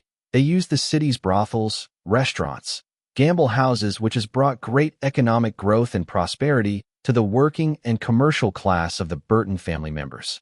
The streets have become cleaner. Some of the new buildings are obviously taller and more majestic than those around them. The development is evident anywhere you look around the city. Even the clothes of the common citizens on the streets are clearly new and clean. Their appearance was much better than the last time he took the streets. But what surprised Robin the most is when he reached the desired place. He found a giant building of several floors written in bold script. Tim Burton and Sons Restaurant. When he asked Mila about what was happening here, she told him that after he visited the restaurant and praised it in front of everyone, the working class in the city began to flock to the restaurant to try what we ate and you praised. They were willing to stand in queues in front of the small restaurant day and night to have a chance you'll get in. This strange phenomenon attracted the attention of the envoys of wealthy noble families, so they also came to see why people gather here. So they tried the food, and they actually liked it, and they paid a lot of coins to Uncle Tim. Little by little, Uncle Tim's many children and grandchildren who were expatriates to work in the mines returned and began to use the large profits from the restaurant to rebuild it so that more people could be accommodated inside. Good food and cheap prices attracted new guests daily, and a new floor would be added every couple of months.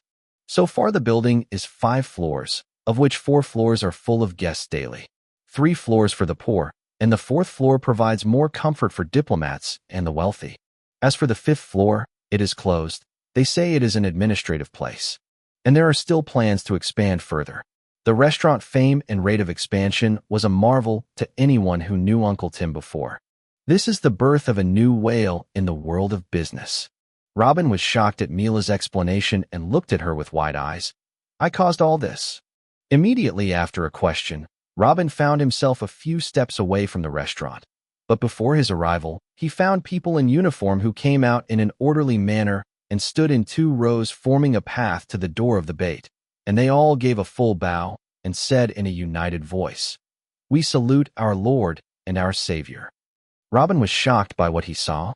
After looking for a little bit, he found that one of the bowing people was Uncle himself, and the 2 people next to him were supporting him so that he wouldn't fall as he tilted his body. Robin quickly moved toward and raised his head. "What are you doing, Uncle? No need for all this. I'm just another guest. Please treat me one." Actually, Uncle Tim was just a 180-year-old level 11 knight. His age is very close to Robin and Mila, but their appearances were worlds apart. The old man's eyes began to water as he said, "My children, grandchildren, and great-grandchildren. They used to die in the mines and deserts without even a decent burial, only to make a few silver coins monthly. You gathered them all around me. You gathered them all around me." Robin didn't know what to say, so he just smiled and nodded. All that was going on in his head was, this guy is making me want to cry. Someone who appeared to be in his 50s stepped forward and bowed slightly. "Lord Robin, my name is Jack. Please follow me. Your table is ready." "All right. Take care of yourself, Uncle Tim." Then he walked with the 2 girls behind Jack, who began to climb the stairs. The difference is that this time Mila did not use her aura to push everyone out of the restaurant. The restaurant was already full of customers inside. The sons and grandsons of Uncle Tim took care of the task and kept the crowds away. As for Robin, he took care of waving and smiling at those who greeted him from the guests inside. They quickly crossed all the filled floors, even the elegant 4th floor, and reached the 5th floor. The floor was very beautiful. The decorations were shocking and decorated with flowers, and there was even a small artificial lake filled with beautiful ornamental fish. But all that aside, there was one strange thing. The entire floor had only one table with one little girl wearing a uniform and standing next to it, the girl who was with Uncle Tim on their last visit. Mila looked around in astonishment, still comprehending what she saw on the fifth floor, but her confusion did not last, as Jack spoke with a smile. This floor is prepared for the visits of Lord Robin. We thought that he would like some privacy in his visits. We hope that you like our idea, my lord. Robin just stood there, not knowing if he wanted to cry or laugh. He certainly didn't mean all the good things that happened to Uncle Tim's family. He only came for a freaking meal, for God's sake. But in the end, he nodded with a smile, not a smile. Thank you for the nice gesture. I'll gladly accept it. But will you guys stop calling me lord? I'm no one's lord. Haha. You are very humble. My lord, please go ahead. Jack laughed and gestured toward the table. Robin walked towards the table, floundering, and the two girls next to him trying to hold back their laughter. This was the first time they saw Robin so embarrassed. Especially after Robin ordered food and Jack and the little girl went to get the food and left only the three on the floor, the two girls burst out laughing, as Robin was trying to find a way to hide inside his own clothes. Robin loved the feeling of being recognized for the genius he is, but really hated to be thanked for something he had no hand in. But he said nothing. It would be too rude to scold them and break their goodwill after all these preparations they made for him. Breaking their heart wouldn't benefit anyone. After eating, the three sat for more than an hour talking about various things, mostly about Zara and her experiences in practicing soul techniques and upgrading furnaces, then about Mila's struggle about learning how to cook. But still, Robin didn't fall for the trap this time either and kept his mouth shut. They even chose a new name for the drawing method, which Robin found should be different from the final result. In the beginning, Robin didn't give any importance to such names as the word talisman was working just fine. But after extending the drawing methods to include huge, immovable objects such as furnaces and opening the door for more talisman painters to join, some rules must be set. A talisman contains a piece of hide plus the main pattern plus a few other side seals. So if the piece of hide got excluded, it is still not appropriate to be called them just patterns because the presence of the seals. Nor is it proper to call everything a talisman because it is a word that refers to a certain class of uses of that method of drawing, which include the beast hide. Therefore, they agreed that the method of drawing itself that contains the pattern plus seals should be called a rune, and to name the person who makes them rune master, instead of the unclear drawer or painter. A piece of beast hide that contains a rune on it shall still be called a talisman and add a name to define its functions, like the fire explosion talisman now. That will be enough to open the possibilities to easily choose names for other applications of the runes in the future. Chapter 123. After choosing the new names, the conversation touched on other matters as well, such as the auction news, some details about the war in the new lands, the changes in the city, and so on. Robin didn't really have any opinion about all these things. All these little talks were opened in order to waste time. And so, about 10 minutes before the scheduled time, Robin rang a small bell that was next to him to call Jack Burton to pay his bill and leave. When the man came and heard that Robin was asking for the bill, he smiled and shook his head. Please don't embarrass us, my lord. Everything here belongs to you. How can we make money from you for a few dishes?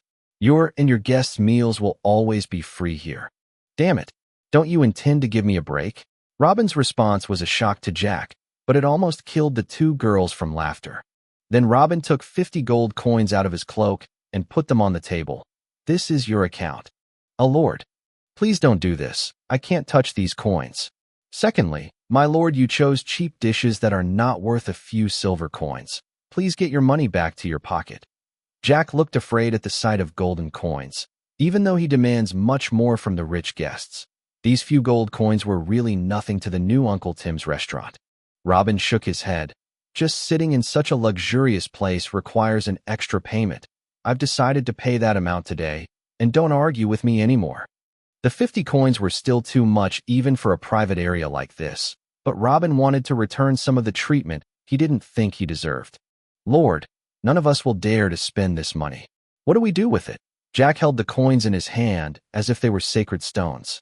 Robin shrugged.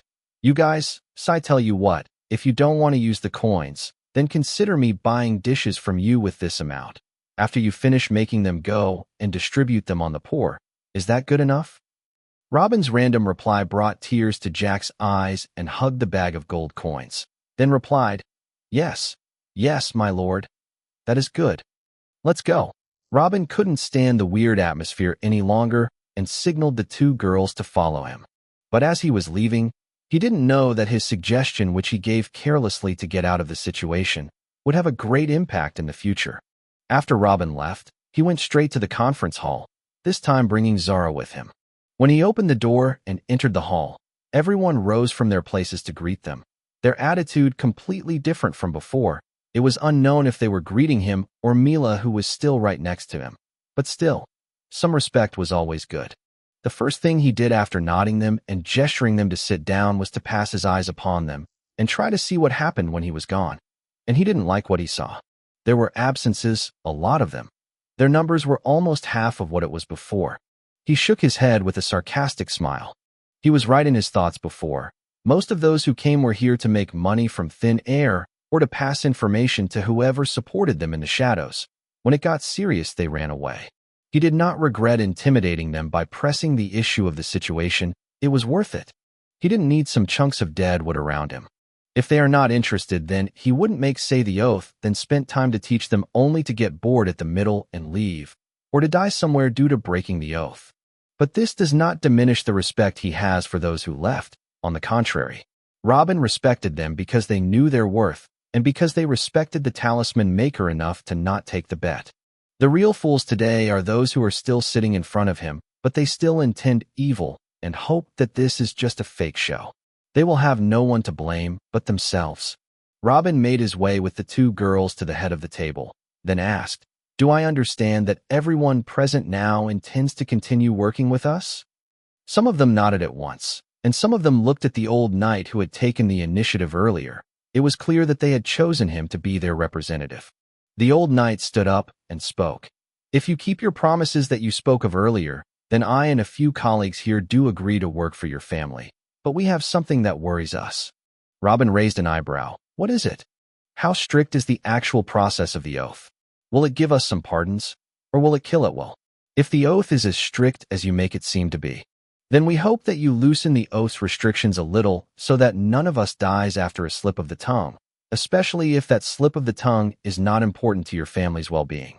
There are some things that should be protected, and we agree with you in this, but there are things that are impossible to stay shut up about it, and that oath you spoke of will kill us all sooner or later. Let's say if one of us sees you drinking a cup of coffee and tells someone else that you drink coffee and you don't need more drinks, will that trigger the punishment of the oath and kill him? 0_0. Robin couldn't answer, depending on this very situation and examining the oath. Then yes, it really could put that person to death. Ahem. No problem with me. Your suggestion is accepted.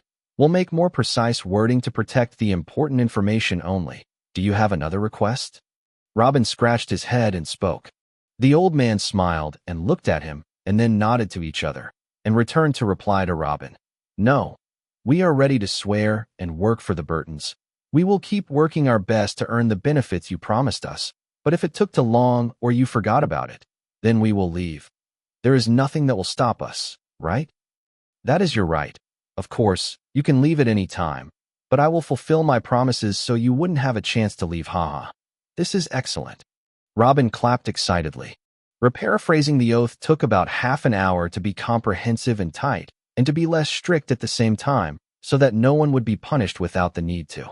After that, 27 cultivators ranging from the 8th level of Energy Foundation to the 17th level of Knighthood, from kids in their 20s to old monsters aged more than 500 years, all advanced, and took the oath according to Robin's instructions one by one. After the last person finished his oath, Robin shouted happily, "Haha, excellent.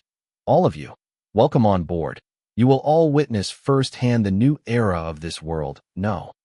You will participate in making it." Everyone looked at each other confusingly, thinking that Robin is exaggerating much. Then someone asked, "Excuse me, what do you mean by this?" "Never mind. Can you tell us now what are we here to do now?" "Ladies and gentlemen, I, Robin Burton, am the creator of the talismans, and you all will form the first talisman factory staff in this world," Robin announced proudly. Robin's announcement shocked everyone. even the young Anthony Burton. They know. The world imagines the person who created these talismans as an old man who is thousands of years old, living in some cave, and his strength may have reached the realm of the ancient emperors, or maybe higher. But, Robin, secondly, even they will have a chance to make talismans that the whole world fears. Everyone was stunned and in disbelief, not knowing how to respond, and many of them were doubting what he said. Until Robin took out a piece of beast hide and draw something on it. And after a few minutes he lifted the pin and threw the piece of beast hide next to him, and it exploded with the power of a full attack from a level 8 energy foundation cultivator. The explosion was weak compared to the levels of those present, but it shook their entire being to the core. They finally believed Robin. Whether he is the founder of the talismans or not, this man can make them, and thanked heaven for making the decision to stay. Chapter 124. Robin spent half a day with the new rune masters explaining to them the basics they would need in this field, and the main components of the runes. He explained to them how the main body the pattern works and other additions such as seals, and how to add and choose their places between the main body of the pattern as they are drawing it. Explain how to draw and with what inks and on what hides. Explain to them how to come up with the seals, and that an unlimited number of them can be added within the main body of the pattern as long they follow certain principles, and how these additional seals can always be increased or modified to improve the final output. The only thing he didn't explain was the source of the pattern. When Robin was asked what those patterns were, he replied that he would provide the patterns to them and that they shouldn't worry about it. Explaining how he converts holographic patterns into drawn 2D shapes will not help them in any way. It will only confuse them because they will not see those patterns in their lives with their own eyes.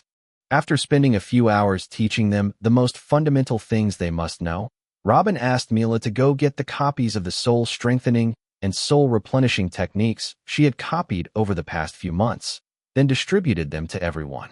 And finally got to the part where he explained to them why he specifically asked for cultivators with souls stronger than the average to be the next generation rune masters. Technically, anyone can draw talismans, especially after learning these two soul techniques. But someone with a natural soul talent would show better results and make more runes within the same amount of time, and their training pace on the soul strengthening technique would be much faster as well. So it was more of an investment to the future, as the younger ones of those present would get better with time as they have the soul strengthening technique. Of course, this doesn't include the old knights. They were here for the instant impact only and make more talismans in the near future, as only the soul replenishing technique would actually benefit them. After he outlined the two techniques and ensured that everyone had his own copy of them both, he spoke. Well, I'm done here. You might not actually know, but I tend to discover and create only, so I will not keep in touch much with all of you. Everyone began to look at each other. This was not good news for them. Then he pointed to Zara and declared, "This is my first student in the world of runes, and she is also the rune master that made all of the runes that were sold at the monthly auctions. Study hard. During the next week, if you have questions, ask Zara directly, and do not be shy or try to act arrogant around her. She may be young, but besides me, there is no other person who knows the runes better." Everyone was surprised by Robin's words. This 8th level little girl, who looked like a servant and had been obediently standing by the side the whole time, is the reason the nobles from all over the kingdom gather in the city for?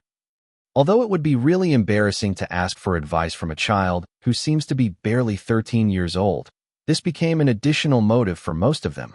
If this child could organize her own auction and earn all that money per month, what would prevent them from success? The presence of Zara made the eyes of many shine with hope, and made the eyes of some shine with hidden hostility. Then Robin continued, "A week from now and after you learn the basics of the two soul techniques, Zara will begin teaching you here in this hall how to make the 6th level fire explosion talisman. You should all be present during all her lessons. You are not allowed to miss a single lecture for absolutely no reason. If everything goes according to plan, and it doesn't, there are a lot of idiots among you. I think we can start mass production in 2 months from now. Any questions?" They all replied in one breath. "No, Sir Robin." They finally accept Robin. They finally understand why he has such power within the Burton family. They finally understood why a woman like Mila might submit to him. That's because he is the one and only of his kind in this world. Good. Zara will be coming here every day for the next week 1 hour before sunset to answer your questions, if you had any. Now go home and start learning what you got in your hands. You have 2 heavy months ahead of you, and then a life full of excitement. And let me warn you one last warning. Protect my 2 techniques with your life, because literally, your life depends on it. If they fall into the wrong hands, you are dead. Yes. Everyone replied again with a bow, even the old ones, and hurried to their residence. Before, all were either broke with no purpose in their lives and came to throw their dignity away for a few coins, or old men on the verge of death who had come to spend the last few days on vacation. None of them expected before coming here that they would find a new passion in his life. After the last person left the hall, Mila looked toward Robin and asked, "Now what?"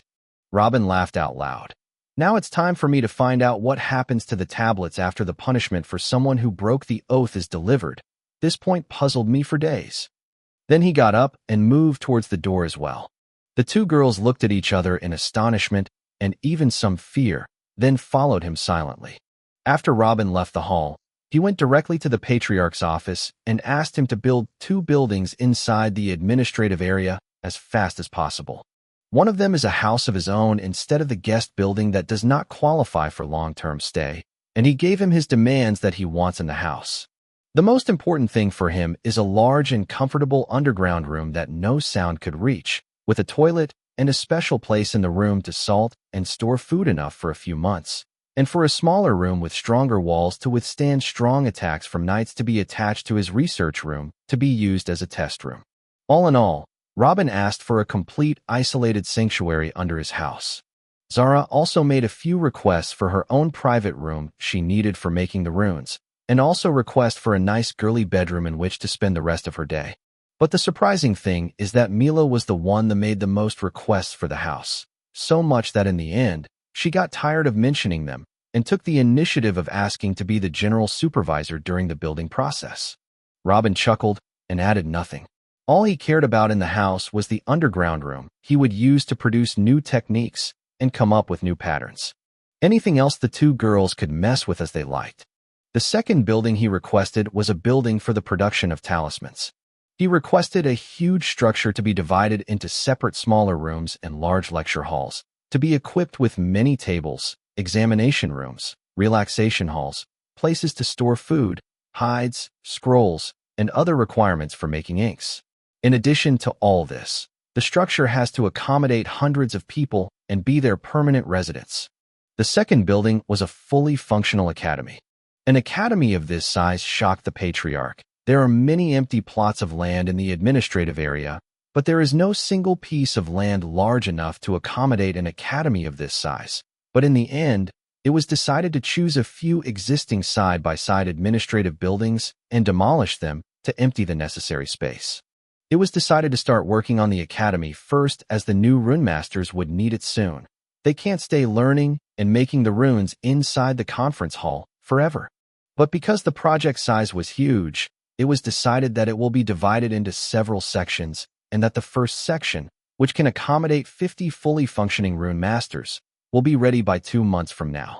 When Zara finishes teaching the new rune masters, the academy will be ready for them.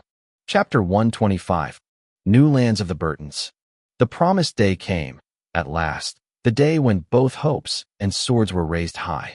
Normal mortal citizens and some large families await for what they were promised, and the rebels gathered and prepared their equipment for the incoming wave of destruction. When the first light broke, large numbers of citizens and representatives of the large families marched in droves and gathered around the 5 factories.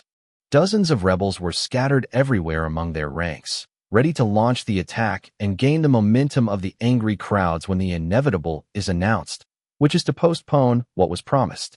The knights that were bringing them the news and weapons told them that it is impossible for a noble family to put that much money for the welfare of the mortals, and even more impossible that they will hand a law technique to their enemies on a golden plate. It is a fact that both of them, or at least one, will get cancelled under one reason or another, and it is their turn to take advantage of that. After those few rebels among the crowd start the spark and provoke a fight with the invaders' soldiers, thousands of rebels will attack from numerous different gathering points nearby. When such a large fight begins, In addition to the anger and the feeling of being deceived taking over the crowds, the hundreds of thousands of the people gathered around the factories will surely join the fight. But the dreams are bound to come to an end. The hopes of the rebels were shattered like an egg crashing into a rock when the saints responsible for protecting every factory came out to address the masses and announce the acceptance of thousands of workers and begin to employ them from today with salaries of at least 10 times what they were getting paid before. The rebels felt at loss. The anger they were anticipating from the people became cries of joy, and hundreds of thousands of citizens rushed to register themselves as workers for the Burton family production lines. The only hope of the rebels now was the big families. But even then, the saints announced they are welcoming any family that wants to swear allegiance to the Burtons, and if they agreed to certain terms, they can take the minor law cultivation technique today. Then the representatives of the big families were offered to speak with the saint inside the factories as honored guests and were treated in front of the masses with respect, even though none of them was a knight. Everything was just perfect.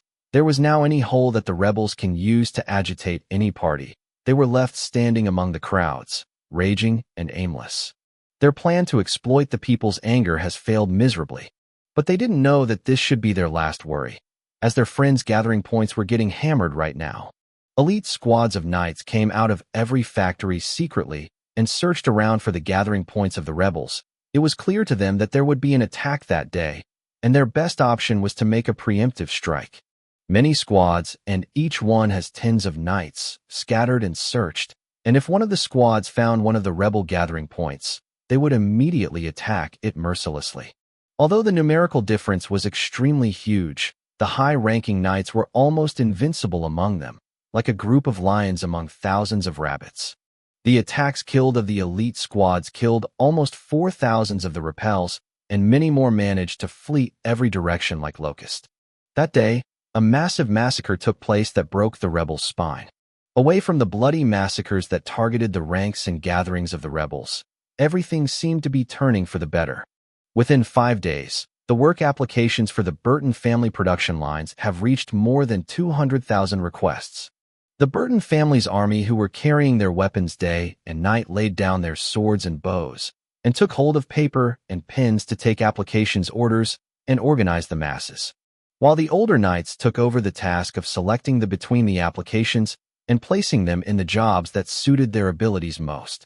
The factories themselves will not need more than 1,000 workers, about 200 of them to give the furnaces its desired energy supply and make sure it is working day and night, while the rest are to transport raw materials to and from the furnaces, and some of them to make molds of weapons, and some of them pour the liquid metals from the furnaces into those molds to form the weapons, and those who will cool weapons.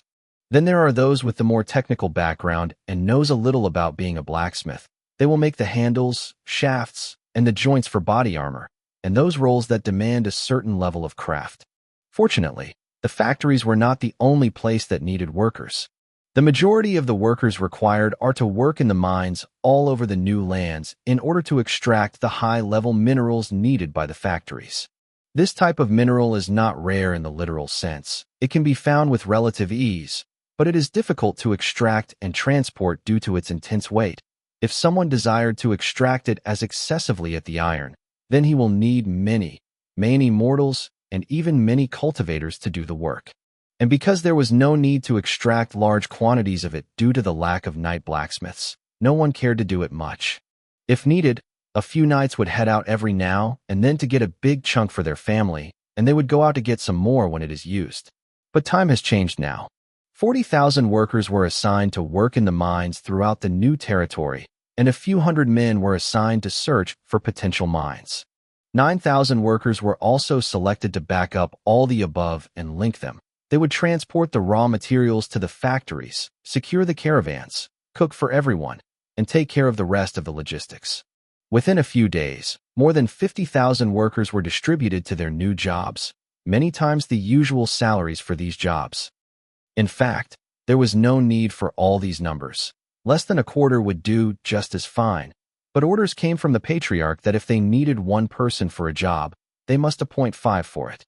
But even with all this generosity on the table, there were still more than 150,000 applicants without work, and applications are still submitted daily. Meanwhile, discussions with potential noble families continued for a few days as well. In the beginning, 7 families advanced and announced that they were ready to serve the Burtons. But when the saints explained the oath tablets and what they need to swear upon, their enthusiasm vanished. With the new threat of the oath tablets, and that they would demand the seriousness in this matter and total loyalty under the Burton family, the invaders, 3 of them withdrew.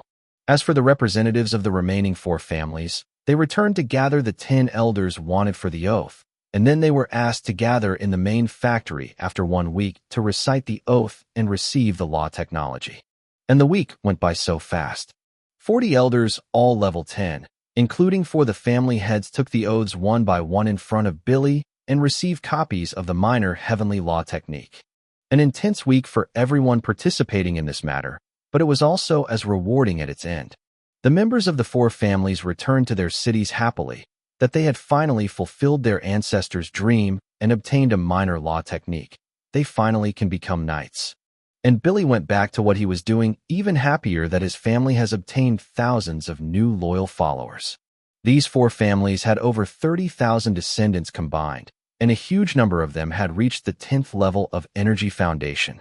When all of them take a look at the law technology that will enable them to take the next step, Billy didn't dare to think about the scene in these families a few years later. And this was just the beginning. When the rest of the families see the advantages which the 4 families have and the influence of the Burtons, and the strength and power they will quickly gain from the law techniques, they themselves will hasten to throw themselves into the arms of the Burtons. It is only a matter of time.